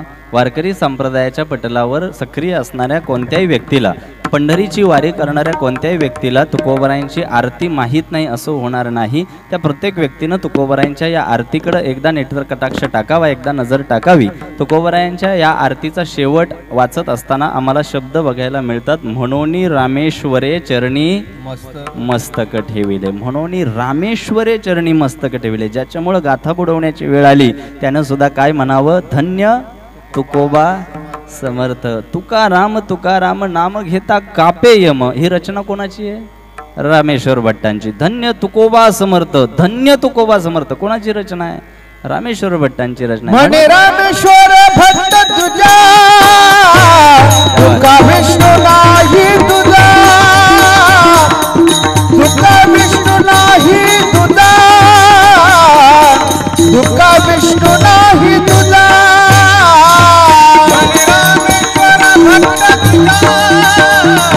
तुका विष्णू नाही तुझा, विष्णू नाही तुझा, तुका विष्णू नाही तुझा. म्हणे रामेश्वर भट्ट द्विजा, तुका विष्णू नाही तुझा. विष्णू भगवान आणि तुका हे वेगवेगळे नाहीत असं कोणी म्हटलंय? रामेश्वर भट्टांनी म्हटलंय. आमची शेजारच्या सोबत भांडणं झाली तर पुढचे 5 वर्ष ते आपलं थोबाड बघत नाही. ज्याच्यामुळं आयुष्यभराची कमाई असलेली गाथा बुडवण्याची वेळ आली त्या रामेश्वर भट्टांनी धन्य तुकोबा समर्थ असं म्हणणं हा तुकोबारायांच्या जीवनातला सगळ्यात मोठा पुरुषार्थ आहे, सर्वात मोठा विजय आहे. कोणी आमच्याबद्दल निंदा केली, कोणी आमच्याबद्दल वाईट वक्तव्य केलं, किंबहुना आमच्याबद्दल वाईट वृत्ती समोरच्याच्या मनामध्ये जर दिसून आली तर त्याचं वाटोळं व्हावं अशा भावना मनामध्ये येणं याला पारमार्थिक म्हणत नाही. त्याच्या मनपरिवर्तनाच्या आधारे त्याला पुन्हा एकदा चांगल्या वाटेवर आणण्याचं काम करणं म्हणजे परमार्थ आहे. विठ्ठल विठ्ठल आणि रामेश्वर भट्टांना जरी गाथा बुडवण्याची त्यांनी वेळ आणली असली तरी कोणत्याही वारकऱ्यानं रामेश्वर भट्टांना तुकोबारायांचा शत्रू म्हणायचं नाही, हे लक्षात घ्या. शत्रू म्हणायचं नाही. शत्रू एक वेळेस मंबाजी बुवांना म्हटलं तरी चालेल, पण रामेश्वर भट्टांना म्हणायचं नाही. का? मी हे अभ्यासानं बोलतोय. मंबाजी बुवांनी स्वतः गाईला कोंडवाड्यात कोंडून यथेच्छ बदडून काढलं, तुकोबारायांना सुद्धा काठीनं बदडून काढलं. इतकं करून सुद्धा मंबाजी बुवांनी कधीही तुकोबारायांची माफी मागितली नाही. ज्याच्यात परिवर्तन होत नाही किंवा ज्याच्यात बदल झाला नाही त्याला आम्ही शत्रू म्हणू शकतो. पण ज्या रामेश्वर भट्टांनी अवहेलना केल्या, ज्या रामेश्वर भट्टांनी गाथा बुडवण्याची वेळ आणली, तेच रामेश्वर भट्ट पुन्हा पुढे जाऊन तुकोबारायांच्या भजनात तल्लीन झालेले बघायला मिळाले. याचा अर्थ ते तुकोबारायांचे शत्रू असू शकत नाही. विठ्ठल विठ्ठल.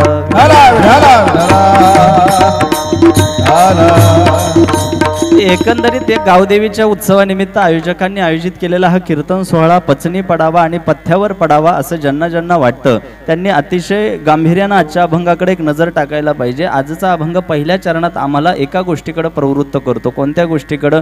तेथे माझी हरिवृत्ती राहो. हा राहो शब्द फार महत्त्वाचा आहे. परमार्थ करू पाहणाऱ्या, चांगलं आयुष्य जगू पाहणाऱ्या प्रत्येक व्यक्तीनं अगोदर आपली वृत्ती एका ठिकाणी स्थिर होण्याच्या संबंधानं तयारी सुरू केली पाहिजे, तरच आजच्या कीर्तनाचं सार्थक होईल. विठ्ठल विठ्ठल.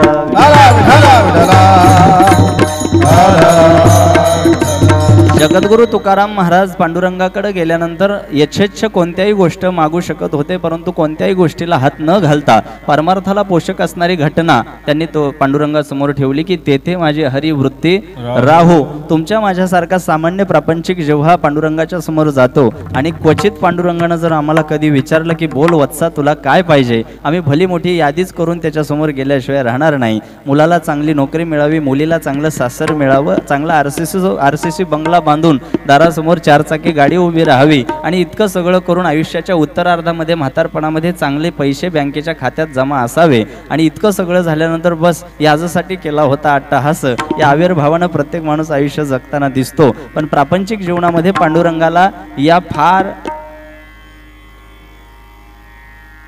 दुरान्वय वारकरी संप्रदायाशी, दुरान्वय परमार्थाशी सुसंगत नसणाऱ्या गोष्टी जेव्हा पांडुरंगाकडे आम्ही मागतो तेव्हा परमार्थाच्या त्या अखत्यारीमध्ये आम्ही स्वतःला बसवू शकत नाही.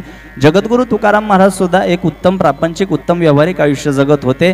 8 पिढ्यांची महाजनकी तुकोबारायांकडे होती. मग व्यावहारिक आणि प्रापंचिक जीवनात सुद्धा तुकोबाराय सक्रिय आहे, जे जेव्हा देवाच्या लक्षात आलं.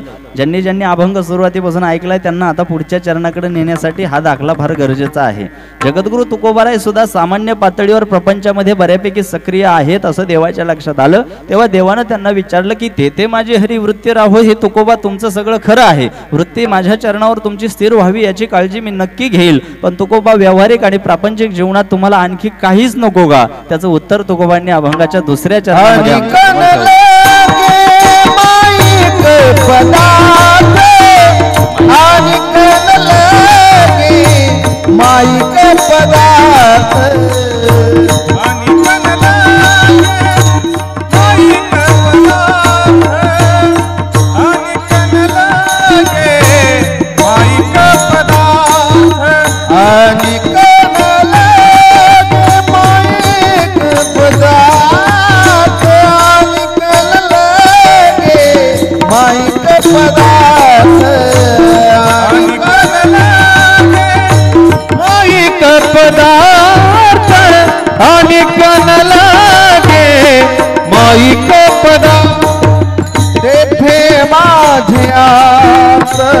नको देवा, तेथे माझ्या नको देवा आणि कनला माईक पदार्थ आणि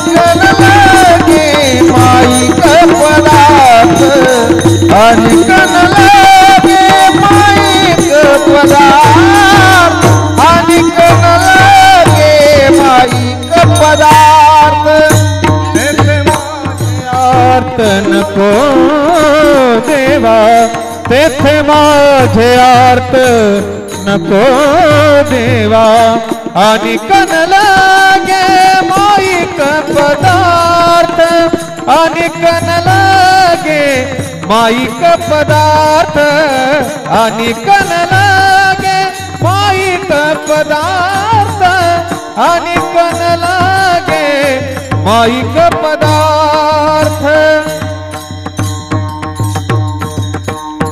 त्या सर्वांसाठी टाळ्या वाजवा जोरात. टाळकऱ्यांचं सुद्धा आभार मानलं पाहिजे ना, त्यांच्या पाठिंब्याशिवाय सरकार टिकणार आहे का? आणि यांनाही बसल्या बसल्या काहीतरी काम असावं.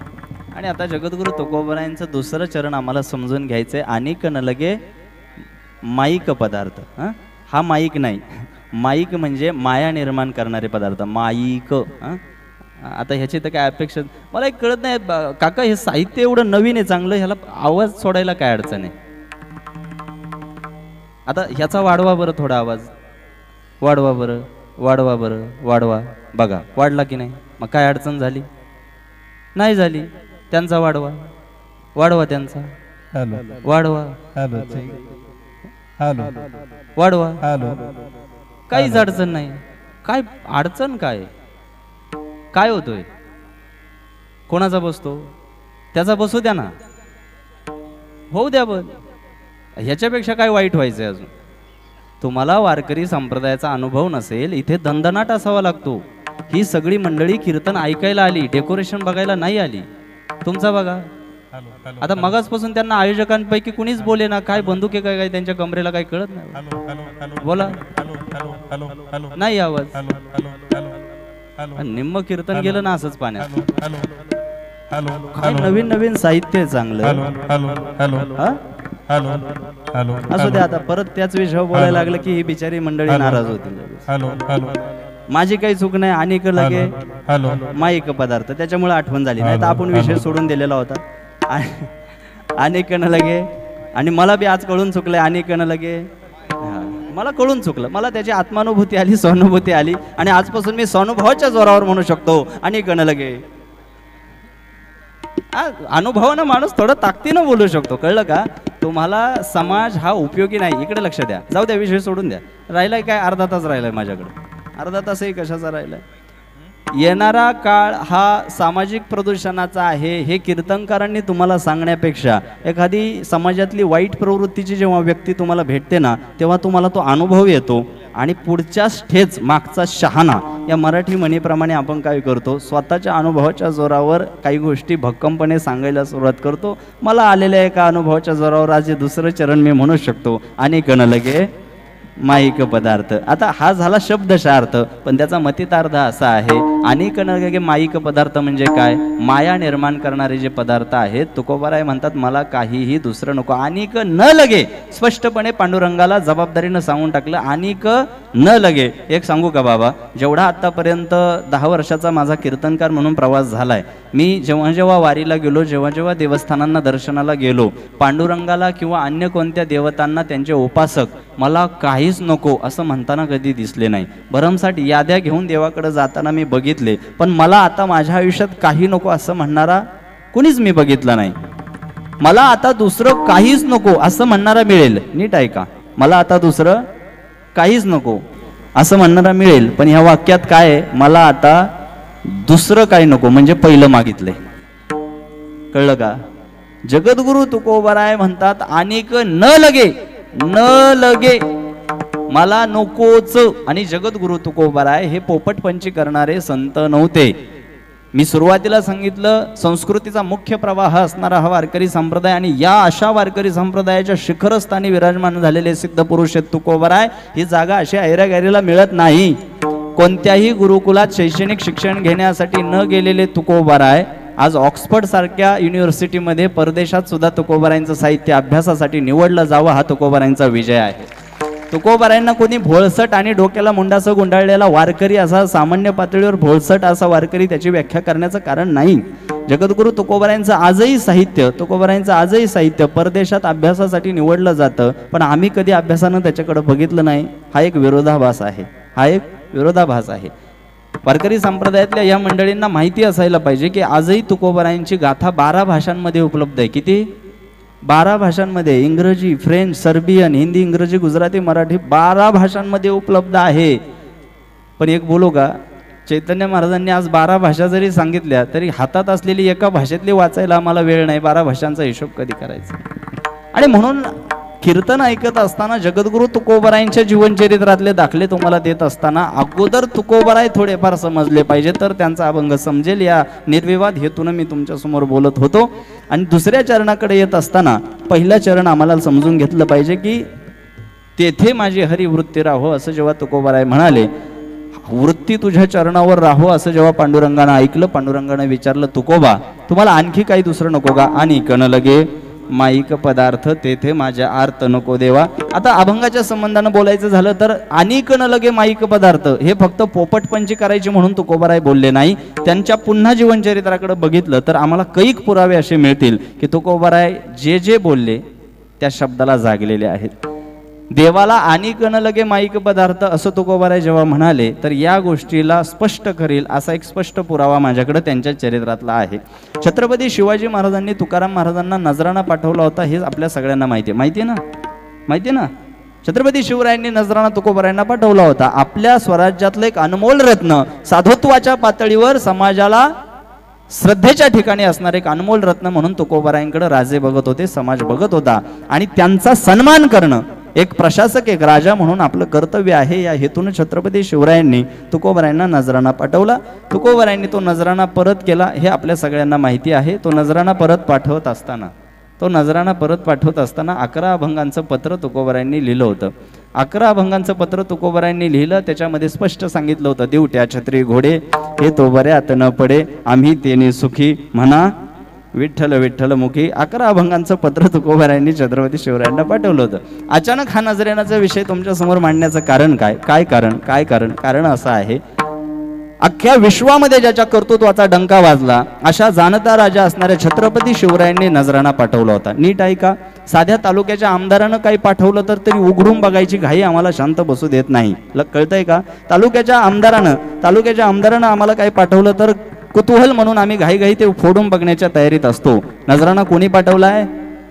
जाणता राजा असणार, पूर्ण विश्वाला ज्याच्या कर्तृत्वाचा डंका पूर्ण विश्वात वाजला अशा छत्रपती शिवरायांनी नजराणा पाठवला. त्या नजराण्याकडे ढुंकूनही न पाहता तो नजराणा परत पाठवून त्यांनी सुद्धा समाज उद्बोधक आणि समाज मार्गदर्शक तत्व अंगीकारावी असा संदेश तुकोबारायांनी छत्रपती शिवरायांना पाठवणं हा सगळ्यात मोठा पुरावा आहे. अनिक न लगे माईक पदार्थ पुरावा आहे की अनिक न लगे छत्रपती शिवरायांचा सुद्धा नजराणा परत पाठवणं हा आजच्या चरणाचा पुरावा आहे की अनिक न लगे माईक पदार्थ. जर त्यांनी त्यांच्या जीवनामध्ये असे कोणी दिलेले नजराणे स्वीकारले असते तर आजच्या ह्या दुसऱ्या चरणाला न्याय मी देऊ शकलो नसतो. पण मला असं वाटतं की त्यांचा हा दाखला पुरेसा आहे, गरजेचा आहे की अनिक न लगे माईक पदार्थ. एवढंच काय, तेथे माझे आर्त नको देवा. पुन्हा पांडुरंगाला असं वाटलं असावं की तुकोबाराय काही सुद्धा सांगून हाताला लागत नाही. कळलं का?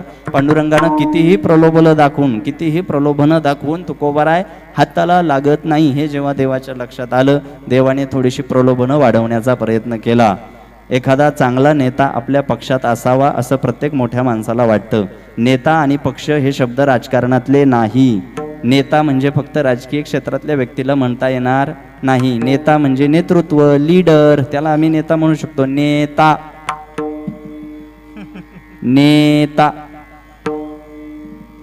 शब्दाचा अर्थ कळतो. नेता आम्हाला नेता कुठे नेता? आम्हाला पुढे नेणारा, आम्हाला दिशा दाखवणारा, नेतृत्व करणारा नेता. तो राजकारणातला शब्द नाही. मग तुकोबारायांसारखा नेता जो तात्विक दृष्ट्या आम्हाला काय करू शकतो, पुढे नेऊ शकतो, बुद्धिपटलावर आमचं मार्गदर्शन करून आमच्या जीवनाची दशा आणि दिशा बदलू शकतो असा नेता. मग असा चांगला नेता आपल्या पक्षात असावा. पक्षात म्हणजे पुन्हा राजकीय अर्थ घेऊ नका, पक्षात म्हणजे बाजूनं असावा. कोर्ट कचेरी कुणी केली असेल इथं तर कळेल तुम्हाला. कोर्टात गेल्यानंतर न्यायाधीश म्हणतात तुमच्या पक्षात कोणी बोलणारं आहे का? पक्षात म्हणजे बाजूनं.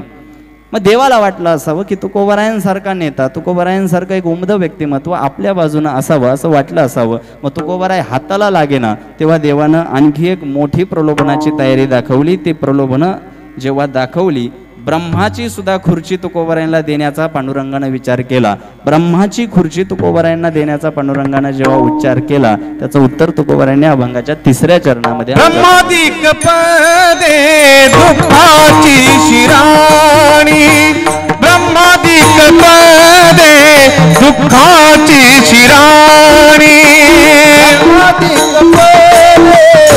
दुःखाची शिराणी, ब्रह्मादिक पदे दुःखाची शिराणी, ब्रह्मादिक पदे दुःखाची शिराणी, ब्रह्मादिक पदे दुःखाची शिराणी, ब्रह्मादिक पदे दुःखाची शिराणी, ब्रह्मादिक पदे दुःखाची शिराणी, तेथे दुष्चित झणी जडोने दी, तेथे दुष्चित झणी जडोने दी, आणि कन लगे माईक पदार्थ, आणि कन लगे माईक पदार्थ, चित्तजनी जरूरे धनी जडोरे श्यामी कनले माईक पदार्थ, आणि कनले माईक पदार्थ.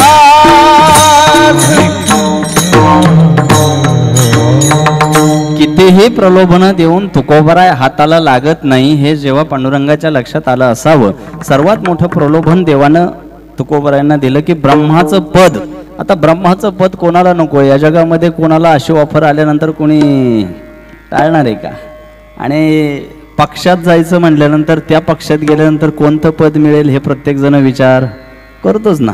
मग जगद्गुरु तुकोबरायांना सुद्धा आपल्याकडं आल्यानंतर काय मिळेल असं तुकोबरायांना देवानं प्रलोभन दाखवलं असेल. काय दाखवलं प्रलोभन? ब्रह्माची सुद्धा जागा तुम्हाला मिळेल असं कदाचित प्रलोभन दाखवल्यानंतर तुकोबरायांनी त्याचं उत्तर 3ऱ्या चरणात दिलं की ब्रह्मादिक पदे दुःखाची शिराणी, तेथे दुश्चिंत जणी जडो देशी, तिथे माझं दुश्चिंत मन जोडून देऊ नको. दुश्चिंत ब्रह्मादिक पदांचं चिंतन हे सुद्धा दुश्चिंत आहे. कळलं का? दुश्चिंत वाईट आहे. एक एक शब्द महत्वाचा आहे. ब्रह्मादिक पदे दुःखाची शिराणी. कळलं का? ब्रह्माचं पद मिळून सुद्धा ती दुःखाची शिराणी आहे हे म्हणायला धाडस असावं लागतं. आणि ते धाडस फक्त तुकोबरायांकडे. आणि धाडसाच्या बाबतीत तुकोबरायांचा कोणी हात धरायचा नाही. कळलं का? माझी भाषा काही जणांना आज कडक वाटली असेल तर तुकोबरायांच्या मातीचा गुणधर्म आहे, बाकी दुसरं काही नाही. बरीच लोक मला म्हणतात महाराज जरा मवाळ बोलत जा. ते जमतच नाही ना आपल्याला, रक्तातच नाही. ते जन्मच तुकोबरायांच्या मातीतला आहे. तुकोबरायांनी काय केलंय? आयुष्यभर बंड पुकारलंय. आयुष्यभर प्रस्थापितांच्या विरोधात बंड पुकारलंय. ज्यांनी ज्यांनी ज्ञानाची मक्तेदारी उचलली होती त्यांच्या विरोधात बंड पुकारलंय. प्रस्थापित व्यवस्थेच्या विरोधात बंड पुकारलंय. तुकोबरायांनी बेडगीपणा जो परमार्थात वाढत होता त्या बेगडीपणावर सुद्धा तुकोबरायांनी त्याच्या विरोधात बंड पुकारलेला आहे. धाडसाचं म्हणाल तर आयुष्यभर बंड पुकारण्याच्या आणि प्रवाहाच्या विरोधात पोहण्याच्या व्यतिरिक्त तुकोबरायांनी दुसरं काय केलं नाही. मग हे सुद्धा एक धाडसच आहे ना. ब्रह्मादिक पदे दुःखाची शिराणी हे देवाला ऐकून दाखवणं म्हणजे काय सामान्य पातळीवरची गोष्ट आहे का? धाडसच आहे ना. आणि तुकोबरायांच्या जीवनाकडे जर अभ्यासानं कोणी बघितलं, वाचून बघितलं तर धाडसाच्या बाबतीत तुकोबराय कमी नव्हते. वेदाचा तो अर्थ आम्हासीचा ढावा ये राणी वाहवा भार माता हे म्हणण्या इतकं धाडस तुकोबरायांनी दाखवलं होतं. धाडसाच्या बाबतीत तुकोबरायांचा कोणी हात धरू शकत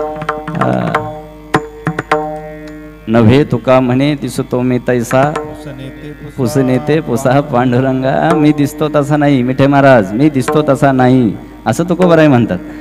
नव्हे तुका म्हणे दिसतो मी तैसा पुसनेते पुसा पांडुरंगा. मी कसा आहे त्याला विचारा. जवळच्या माणसाला विचारा असं म्हणतात आणि त्यांना जवळचा पांडुरंगच होता. विठ्ठल विठ्ठल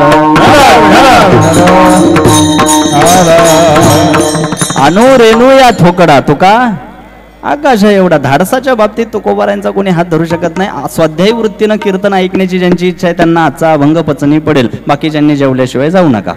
जगद्गुरु जगद्गुरु तुकोबारायांच्या अभंगावर कीर्तन करत असताना कीर्तन करणाऱ्यानं सुद्धा स्वाध्यायी वृत्तीनं केलं पाहिजे आणि ऐकणाऱ्यांनी सुद्धा स्वाध्यायी वृत्तीनं ऐकलं पाहिजे. अलीकडच्या काळात झालंय काय, फक्त कीर्तनांना हजारोंची लाखोंची गर्दी बघायला मिळते, पण त्या गर्दीमध्ये विचारांची गर्दी बघायला मिळत नाही. ही सगळ्यात मोठी शोकांतिका आहे. कीर्तनाला आल्यानंतर आम्हाला सासूसुनांच्या काल्पनिक पानचट विनोदी कथा सांगणाऱ्यांचा भडीमार सध्या वाढत चाललाय आणि ते कदाचित माझ्याच्यानं कधी जमणार नाही आणि ते जमू नये अशी माझी तुकोबारायांकडे प्रार्थना आहे. केवळ गर्दी कीर्तनाला महत्वाची नाही, जितक्या धाडसानं तुकोबाराय देवाला ऐकून दाखवतात, जितक्या धाडसानं प्रस्थापित व्यवस्थेच्या विरुद्ध तुकोबाराय चालत गेले, प्रवाहाच्या विरुद्ध चालत गेले, तेच धाडस परमार्थ करत असताना आपल्या प्रत्येकानं दाखवून सामाजिक विषयावर परखड भाष्य केलं पाहिजे. तितक्याच धाडसानं स्वतःच्या व्यंगावर सुद्धा आम्हाला बोट ठेवता आलं पाहिजे. शब्द नीट ऐका, तितक्याच धाडसानं आम्हाला सुद्धा स्वतःच्या व्यंगावर बोट ठेवता आलं पाहिजे. किती व्यंग बघायला मिळतात, किती व्यंग बघायला मिळतात समाजामध्ये, किती व्यंग बघायला मिळतात. कीर्तनाला आलेली सगळीच माणसं परमार्थिक असतात असं अजिबात नाही. आज सुद्धा एवढी गर्दी माझ्या डोळ्यांना दिसतीये. मग मी असं समजायचं का सगळेच परमार्थिक आहेत? मी फार कमी वयात जास्त अनुभव घेतलेले आहेत. महाराष्ट्राच्या एका ग्रामीण भागात कीर्तन चालू होतं. कीर्तन संपल्यानंतर मला भेटायला येणाऱ्यांची संख्या जास्त असते. भेटायला, फोटो काढायला, दर्शन घ्यायला लोक येतात.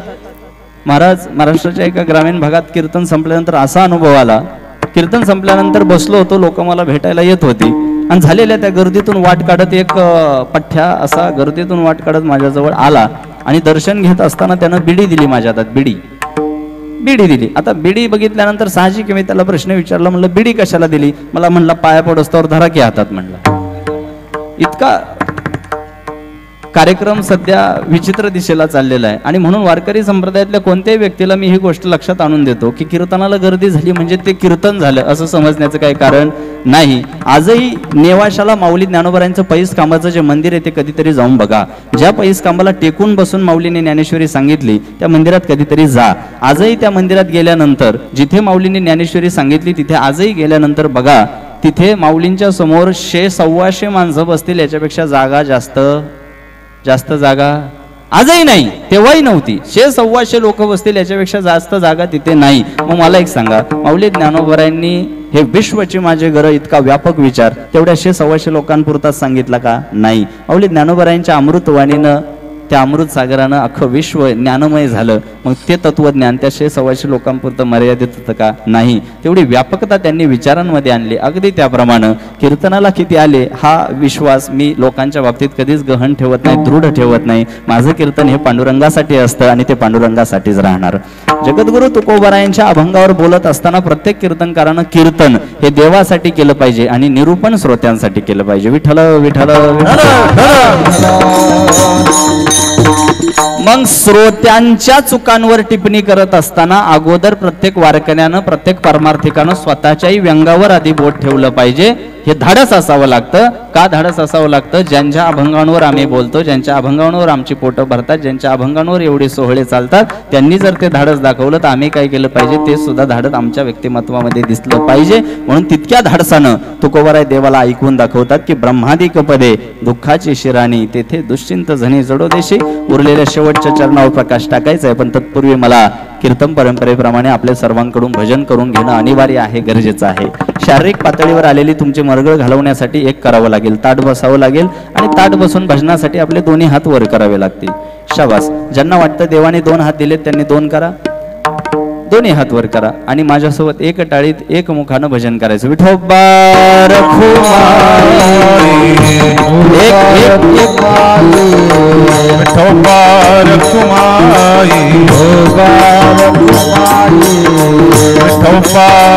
रखुमाई,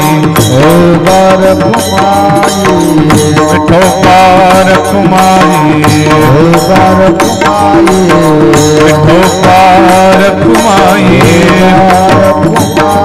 विठोबा रखुमाई, विठोबा रखुमाई, हरे विठोबा रखुमाई, विठोबा रखुमाई, विठोबा रखुमाई, विठोबा रखुमाई, विठोबा रखुमाई, विठोबा रखुमाई. हरी विठोबा रखुमाई विठोबा रखुमाई विठोबा रखुमाई विठोबा रखुमाई हरी विठोबा रखुमाई विठोबा रखुमाई विठोबा रखुमाई विठोबा रखुमाई विठोबा रखुमाई विठोबा रखुमाई हरि विठोबा रखुमाई हरि विठोबा रखुमाई हरि विठोबा रखुमाई हरि विठोबा रखुमाई विठोबा रखुमाई विठोबा रखुमाई विठोबा रखुमाई विठोबा रखुमाई विठोबा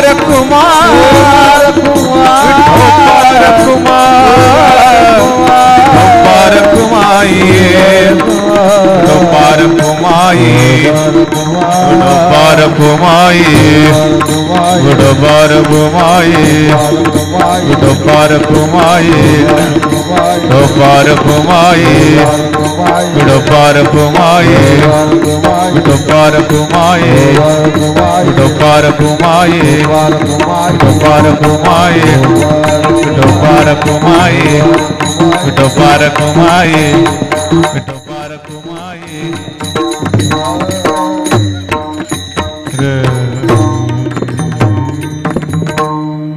त्यांना नका घालू सरकार पाडायच्या नादात आधीच कसं बस चाललंय नाही पण तेवढा हार घालू शकतील असे बाबा आहेत कारण ते वारकरी संप्रदाय आहेत एवढे ताकद अरे तरणा भाग्यवंत अरे म्हातारे होती इथं संतांची वचनं कालही खरी आहेत आजही खरीच असणार आहेत पण हे जरी म्हणण्यासाठी असलं तरी नका घालू हार त्यांना येणारा काळ हा वैचारिक प्रदूषणाचा आहे आणि या वैचारिक प्रदूषणामध्ये उपस्थितांना संत साहित्याची मेजवानी मिळावी या दृष्टीनं कीर्तन प्रवचनांचं आयोजन महत्त्वकारक ठरतं आणि त्या संबंधानं आयोजकांनी संयोजकांनी घेतलेला हा निर्णय अतिशय मला त्या ठिकाणी स्तुत्य वाटतो उल्लेखनीय वाटतो भजन करण्यासाठी तुम्हाला हात वर करायला सांगितले ते खाली करायला सांगितले का मी नाही तरी देखील तुम्ही केले हे परमार्थाबद्दलची तुमची आवड या ठिकाणी दिसून येते परमार्थ करत असताना कीर्तनाला बसल्यानंतर जेव्हा महाराज टाळी वाजवायला सांगतात तेव्हा महाराजांनी टाळी वाजवा असं सांगावं लागणं हे परमार्थाच्या उदासीनतेचं फार मोठं द्योतक आहे असं मला वाटतं देवे दिला देह कशासाठी दिलाय भजनासाठी दिलाय हो की नाही कशासाठी कोणतरी आता म्हणलं ना भोजनासाठी देवे दिला देह भजना गोमटा कशासाठी दिलाय देह भजना अहो एक योनी कोटी कोटी फेरा 84 लक्ष योनींमध्ये फिरून हा मनुष्य देह मिळतो आणि तो काही मिळणंही सोपं नाही पाप पुण्यम समे कृत्वा नर योनिषु जायते भगवद्गीता काय सांगते की पाप पुण्याची समपातळी झाल्यानंतर आम्हाला काय मिळते ही मनुष्य जन्माची गती मिळते लाभला हा देह काकताली न्याय किती वेळा कीर्तनातून आम्ही ऐकलं एखाद्या आंधळ्यानं आळस देत असताना टाळी वाजवण्यासाठी हात वर करावा आणि आळस देत असताना त्यानं टाळी वाजवावी आणि अचानक अनायासे त्या टाळीत कावळा सापडावा इतक्या दुर्मिळ आणि दुर्लभपणे हा मनुष्य देह पदरी पडतो हा मनुष्य देह मिळाल्यानंतर तो कशासाठी मिळाला देवे दिला देह भजना गोमटा भजनामध्ये प्रेम असलं पाहिजे हो की नाही पण आता देवे दिला देह भजना गोमटा हे कीर्तनातच बोलण्यापुरतं राहिलं महाराज फक्त बोलण्यापुरतं आता कीर्तन सुरू झाल्यापासून संप्रदायाच्या अधिष्ठानाने आणि अभंगाच्या संबंधाने कैक विचार मी यांच्या समोर मांडले परंतु ते विचार उद्यापासून लगेच यांच्या आचरणात दिसणारे असं काही समजण्याचं कारण नाही कारण कीर्तनात कितीही पोटतिडकीनं बाबा ओरडला तरी पुढे पाठ मागे हे पिढीजात आणि परंपरेनं चालत आलेलं आहे हो की नाही म्हणून आपल्याला उद्यापासून आचरणात बदलच दिसेल असं काही समजण्याचं कारण नाही, तर ती गोष्ट बदलली पाहिजे. अभंगाच्या संबंधानं निरूपण करत असताना त्याची एक उजळणी तुमच्या समोर ठेवतो. जगद्गुरु तुकोबाराय, जगद्गुरु तुकोबाराय पांडुरंगाच्या अत्यंत जवळचे मानले जाणारे भक्त. जेव्हा पांडुरंगाशी त्यांचा वार्तालाप होतो, जेव्हा त्यांचा पांडुरंगाशी त्या ठिकाणी संवाद होतो, तेव्हा पांडुरंगाने त्यांना विचारावं की तुकोबाराय काय हवंय का. तर तेव्हा आज या उत्सवानिमित्त आलेल्या प्रत्येकाला परमार्थाच्या पातळीवर आवश्यक असणारी घटना तुकोबारायांनी देवाकडे मागितली की समचरण दृष्टी विटेवरी झाजिरी तेथे माझी हरी वृत्ती राहो. माझी वृत्ती एका ठिकाणी स्थिर होण्याच्या संबंधानं तुकोबारायांनी मागणी केली. पुन्हा देवानं त्यांना विचारलं आणखी दुसरं काही नको का. त्याचं उत्तर त्यांनी दिलं आणि कन लगे माईक पदार्थ तेथे माझे आर्त नको देवा. पुन्हा देवानं प्रलोभन दाखवलं, पुन्हा देवानं प्रलोभन दाखवलं. ब्रह्माची जागा देण्याची कदाचित तयारी दाखवली असावी. तेव्हा तुकोबाराय म्हणाले ब्रह्मादीप पदे दुःखाची शिराणी तेथे दुष्यंत झनी जडो देशी. शेवटी तुकोबाराय काही केले हातीच लागेना हे जेव्हा देवाच्या लक्षात आलं, तेव्हा देवाने त्याचं कारण विचारल्यानंतर त्याची स्पष्टोक्ती तुकोबारायने अभंगाच्या शेवटच्या चरणामध्ये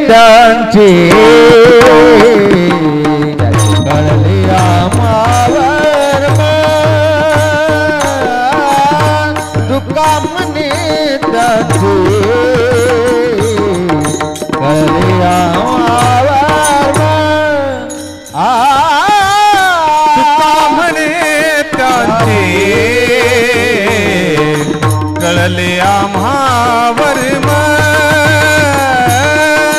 तुका म्हणे त्यांचे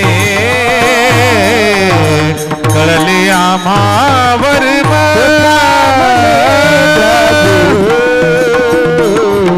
कळले आम्हावर तुका म्हणे त्याचे कळले आम्हावर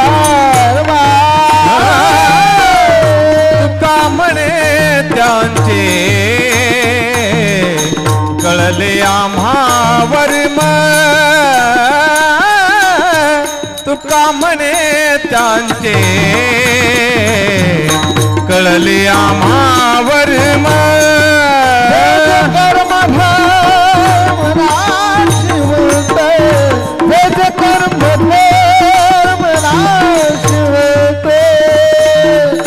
आणि माईका पदार्थ आणि कनल गे माईका पदार्थ जे जे कर्म धर्म नाचिवंत जे जे कर्म धर्म नाचिवंत आणि कनल गे माईक पदार्थ निकन लगे माईक पदार्थ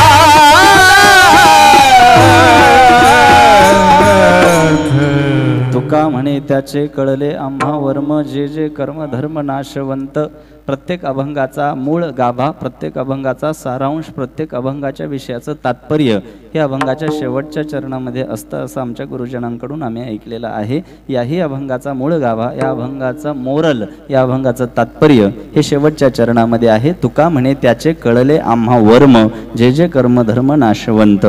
घरामध्ये पाहुणे येणार असल्यानंतर आपल्या मुलानं पाहुण्यांसमोर गोंधळ घालू नये म्हणून एखादी आई त्याला खेळायला एखादी वस्तू देते आणि पाहुण्यांसाठी नाश्ता करण्याच्या तयारीला लागते. अगदी सामान्य पातळीवर मी उदाहरण देतोय. पाहुणे आल्यानंतर त्यांच्यासाठी नाश्ता बनवण्यासाठी आई जेव्हा किचनमध्ये जाते, आपल्या लहानशा मुलानं तिथे वारंवार गोंधळ घालू नये, गडबड करू नये म्हणून आई त्याला एखादं खेळणं खेळण्यासाठी देते. खेळणं देऊन सुद्धा मुलगा सारखा गोंधळ घालत असेल तर आई त्याला काहीतरी खायला देते, तरी सुद्धा मुलगा गोंधळच घालत राहतो. त्याला गूळ जास्त आवडतो, पण डॉक्टरांनी सांगितलेलं असतं की गूळ त्याला खायला द्यायचा नाही, तरी सुद्धा त्यानं त्या दिवशी गप्प राहण्यासाठी आई त्याला काय करते, गूळ खायला देते. गूळ खायला मिळून सुद्धा ते मुलगा काही केल्या गप्प बसत नाही. आई त्याला शांत राहण्यासाठी, नादवण्यासाठी सगळं काही देते, पण त्या मुलाला आईच हवी असते. ते काही दिलं तरी आई आई आई आई आई आई आई सगळं दिलं, नादवण्यासाठी सगळे प्रयत्न केले, तरी सुद्धा आई आई आई असा ठेका तो मुलगा सोडत नाही. तेव्हा मोठ्या कौतुकानं आईच्या लक्षात येतं की आता काही सुद्धा दिलं तरी हा ऐकायला तयार नाही, याला माझ्याकडे उचलून घेतल्याशिवाय पर्याय नाही. आई त्याला उचलून कडेवर घेते. आज आपल्या बाजूला आजूबाजूला सभोवताली हे जे माईक पदार्थ दिसतात हे सगळं देवाने आपल्याला नादवण्यासाठी आपल्या समोर टाकलेलं आहे. ह्या सगळ्या खेळण्यांना सोडून जो देवाजवळ जातो त्याला देवानं कडेवर घेतलेलं आहे, एवढं लक्षात घ्या. जगद्गुरु तुकोबारायादी वारकरी संप्रदायातल्या संत मालिकेतल्या सगळ्या संतांनी ह्या सगळ्या खेळण्यांकडं प्रवृत्त न होता आपल्या हिताच्या दृष्टीनं, आपल्या प्रगतीच्या दृष्टीनं, आपल्याला लाभदायक ठरणाऱ्या हिताच्या मार्गावर एक नजर कायम वृत्ती स्थिर ठेवण्याचा प्रयत्न त्या ठिकाणी केला. आणि शेवटी तुकोबारायांचं चरण हेच स्पष्ट करतं की तुका म्हणे त्याचे कळले आम्हा वर्म. देवाने काय काय समोर ठेवण्याचा प्रयत्न केला, नादवण्याचा प्रयत्न केला, तेव्हा देवाला तुकोबाराय बोलून ऐकवून दाखवतात की तुझी खोड आम्हाला चांगली माहिती आहे. देवाला काय म्हणतात, तुझी खोड आम्हाला चांगली माहिती आहे. तुका म्हणे त्याचे कळले आम्हा वर्म, जे जे कर्म धर्म नाशवंत. आणि हे सगळं नाकारून जगद्गुरु तुकोबारायांनी केवळ तुकोबारायांनी केवळ आपली वृत्ती एका ठिकाणी स्थिर होण्यासाठी प्रयत्न केले. आणि परमार्थ करत असताना आजचं कीर्तन ऐकायला आलेल्या प्रत्येक परमार्थिकानं जर कोणती गोष्ट देवाकडे मागायची तर एकच गोष्ट मागायची, कोणती, की काही जरी झालं तरी आमची वृत्ती स्थिर होण्याच्या संबंधानं प्रयत्न करण्यासाठी आम्हाला काय दे, बळ दे, ताकद दे. कारण ही वृत्ती एका ठिकाणी स्थिर होणाऱ्यातली नाही. अर्जुनासारखा योद्धा सुद्धा भगवद्गीतेमध्ये कृष्णाला असा बोलताना दिसतो की चंचलम ही मन कृष्ण. अर्जुनासारखा योद्धा सुद्धा मान्य करतो की मन ही वृत्ती एका ठिकाणी स्थिर होत नाही. आता वृत्तीचा जर व्याकरणाच्या दृष्टीनं उलगडा करायचा तर कसा करता येईल? एखादा विशिष्ट गुण अंतःकरणाला चिटकला तर त्याला वृत्ती म्हणता येते.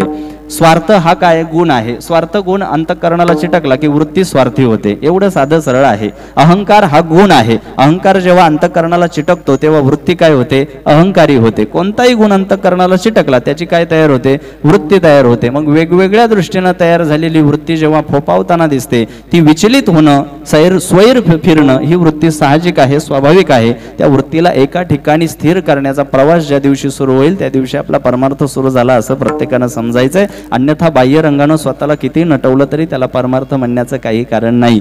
झालेली सेवा जगद्गुरु तुकोबारायांच्या चरणी समर्पित करत असताना उपस्थितांना मी धन्यवाद देईल की आज या आपल्या गावच्या ग्रामदैवत गावदेवीच्या उत्सवानिमित्त आपल्या सर्वांनी इतक्या मोठ्या संख्येनं उपस्थिती लावली. खरं तर इकडे येत असताना जेव्हा ह्या मंडपामध्ये मी पाऊल टाकलं इतक्या मोठ्या संख्येची उपस्थिती आज असेलही असं वाटलं नव्हतं. परंतु कर्मधर्म संयोगानं आजचा कार्यक्रम एका विशिष्ट उंचीवर नेऊन ठेवण्यासाठी ज्यांचं योगदान लाभलं त्या सर्वांचे आपण आभार मानले पाहिजे. खऱ्या अर्थानं पुरुष वर्ग महिला वर्गाची उपस्थिती थोडीशी जास्त आहे. मी अभ्यास करत असताना असं वाचलं होतं की यांना 50% आरक्षण मिळालंय, पण इथे आल्यानंतर बघितलं 50, 60, 70, 80, 90, 100 आणि नाईलाजानं पुरुष मंडळींना बाहेर उभं राहावं लागलं. त्याला काही पर्याय नाही, त्यांचं घरीच काही चालत नाही, इथं काय चालणार आहे. आणि म्हणून आता मला त्यातलं काही जास्त कळत नव्हतं, पण लॉकडाऊनमध्ये माझं झालं, मला कळायला लागलं. आणि म्हणून जास्त त्या बाबतीत न बोलता आणि जास्त अवघडात न सरता, विनीत महाराज तुमचं झालंय का? नाही, बेस्ट ऑफ लक. आणि येणाऱ्या काळामध्ये समाजातलं वैचारिक प्रदूषण रोखण्यासाठी आपल्या सर्वांना आता कंबर कसावी लागेल. आणि येणाऱ्या काळातले वैचारिक प्रदूषण थांबवण्यासाठी कीर्तन प्रवचनाच्या माध्यमातून हा संत साहित्यांचा जागर झालाच पाहिजे. संत साहित्याचा जागर का झाला पाहिजे? कारण आपल्या कुटुंबाचं, गावाचं भवितव्य ज्या तरुण पिढीच्या हातात आहे ती तरुण पिढी आता कुठेतरी व्यसनांच्या आणि गुन्हेगारीच्या आहारी जाताना आपल्याला बघायला मिळते. ज्ञानोबा तुकोबाराय, छत्रपती शिवराय तरुण पिढीला आदर्श वाटायला पाहिजे, पण दुर्दैव असे की तरुण पिढीला एखादा केस वाढलेला भाई आदर्श वाटतो, ती कुठेतरी धोक्याची घंटा बघायला मिळते. आणि म्हणून येणाऱ्या काळामध्ये हे सर्वात मोठं आव्हान आपल्याला पेलायचे. आणि हे आव्हान पेलत असताना शेवटची एक गोष्ट तुमच्या लक्षात आणून देतो. तुम्ही किती संपत्ती कमावली ते महत्वाचं नाही, नीट ऐका. तुमच्या खात्यावर किती संपत्ती आहे हे कोणी बघणार नाही. येणाऱ्या 20 वर्षात तुमच्या खात्यावर किती संपत्ती आहे हे कोणी बघणार नाही. तुमच्या पोटची संतती कशी हे बघणारे. संतती जपण्याचा प्रयत्न करा. कारण खरं सोनं, अस्सल सोनं किती जरी झाकलं तरी ते चमकल्याशिवाय राहत नाही. म्हणून येणाऱ्या काळात वारकरी संप्रदायाच्या संबंधानं अशा कार्यक्रमाला उपस्थित राहणाऱ्या प्रत्येकानं हा विचार आपल्या अंतःकरणात रुजवला पाहिजे की आपल्या कुटुंबाचं, आपल्या गावाचं, आपल्या राष्ट्राचं भविष्य ज्या तरुण पिढीच्या हातात आहे त्या तरुण पिढीला आम्हाला संत साहित्याचा आधार घेऊन वैचारिकदृष्ट्या बळकटी देता आली पाहिजे. त्या दिवशी कीर्तन ऐकण्याचा नैतिक अधिकार आम्हाला मिळतो.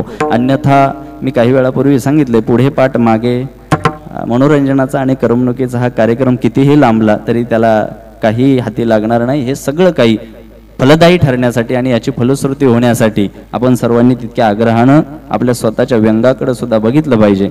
श्री सद्गुरू वामन बाबा महाराज, श्री सद्गुरू अळाराम बाबा महाराज, सद्गुरू आप्पा माऊली, सावळाराम महाराज, सावळाराम बाबा महाराज आणि गुरुवर्य वासुदेव महाराज माऊली, आणि हे सगळं जे अधिष्ठान आपल्या परिसराला लाभलेलं आहे हे अधिष्ठान खरं तर फार कौतुकास्पद आणि उल्लेखनीय आहे. पवित्र तो देश, पवित्र ते कुळ पावन तो देश, जेथे हरीचे दास जन्म घेते. कोणत्याही परिसराला संतांची पार्श्वभूमी आणि संत भूमीची पार्श्वभूमी ही काही उसनी मिळत नाही. ते त्या मातीचं पावित्र्य असतात, त्या मातीची ताकद असते. आणि परिसरातली ही सगळी वारकरी संप्रदायातली अनुभव संपन्न मंडळी, माझ्याही पेक्षा ज्ञानवृद्ध, तपवृद्ध, वयोवृद्ध तुम्ही सगळी मंडळी, तुमच्या सगळ्यांच्या येण्यानं निश्चित आजच्या कार्यक्रमाला बळ मिळालं. येणाऱ्या काळात सुद्धा तुमच्या खांद्यावर एक महत्त्वाची धुरा त्या ठिकाणी समाज घडवण्याची निश्चितपणे आहे असं मला वाटतं. आजच्या ह्या उत्सवाला आज मी इथे येण्यासाठी संयोजकांनी, आयोजकांनी मोठ्या आग्रहानं मला इथे उपस्थित राहण्यासाठी तगादा लावला. आई गावदेवी ग्रामदेवता खोनी आणि श्री सत्यनारायणाची महापूजा या निमित्त आयोजित केलेला हा कार्यक्रम ग्रामस्थ मंडळ खोनी आणि स्वाध्याय परिवार, वारकरी संप्रदाय, बैठक परिवार सगळ्यांनी एकत्र येऊन हा कार्यक्रम केला. खरं तर शेवटी मला या सगळ्या आयोजकांचं कौतुक यासाठी करावंसं वाटतं, हा आईच्या उत्सवाचा कार्यक्रम एका विशिष्ट उंचीवर नेऊन ठेवण्यासाठी, याला चांगलं स्वरूप देण्यासाठी या आयोजकांच्या समोर विविध पर्याय उपलब्ध झाले असते. यांच्या नजरेसमोर विविध पर्याय असताना सुद्धा यांनी केवळ कीर्तनच ठेवण्याचा निर्णय घ्यावा, हे सगळ्यात आधी कौतुकाची गोष्ट मला वाटली. आणि म्हणून आयोजकांचं, संयोजकांचं तितका आभार मानणं मला या ठिकाणी आज कर्मप्राप्त वाटलं. व्यासपीठावर उपस्थित असणाऱ्या सगळ्या सन्माननीय व्यक्तिमत्वांचे आभार आणि विशेषतः महिला वर्गाची उपस्थिती मला कौतुकास्पद वाटली. टीव्हीला एवढ्या चांगल्या मालिका असून तुम्ही कीर्तनाला आलात, तुमच्या सगळ्यांचे आभार. पण इतकं कौतुक ऐकून घेत असताना तुमच्यावर सुद्धा मोठी जबाबदारी आहे. घरातली संस्काराची दोरी एका माता भगिनीच्या हातात असते आणि म्हणून तितक्याच आग्रहानं, जितक्या आग्रहानं कीर्तनाला आलात तितक्याच आग्रहानं येणाऱ्या पिढीला संस्कारक्षम आणि वैचारिक समृद्धी देण्याचं आव्हान आपल्याला स्वीकारायचं आणि ते पेलून दाखवायचं आहे. पुन्हा एकदा आजच्या उत्सवाला एक विशिष्ट उंची प्राप्त करून देण्यासाठी ज्यांचं ज्यांचं प्रत्यक्ष अप्रत्यक्षरित्या योगदान लाभलं त्या सर्वांचे आभार. झालेली सेवा जगद्गुरु तुकोबरायांच्या आणि माझ्या भामचंद्राच्या चरणी समर्पित करतो आणि वाणीला विराम देतो. ज्ञानेश्वर माऊली महाराज ज्ञानेश्वर माऊली ज्ञानराज माऊली तुकाराम विठ्ठल जय जय विठ्ठल जय जय विठ्ठला बाबा विठ्ठल जय जय विनेकरी विनेकरी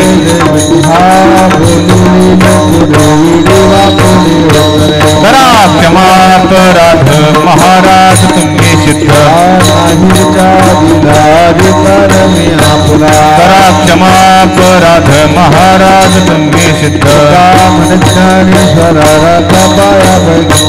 करा क्षमा अपराध महाराज तुम्ही सिद्ध. ज्ञानदेव तुकाराम तुकाराम तुकाराम तुकाराम तुकाराम. पुंडलिक वरती हरी विठ्ठल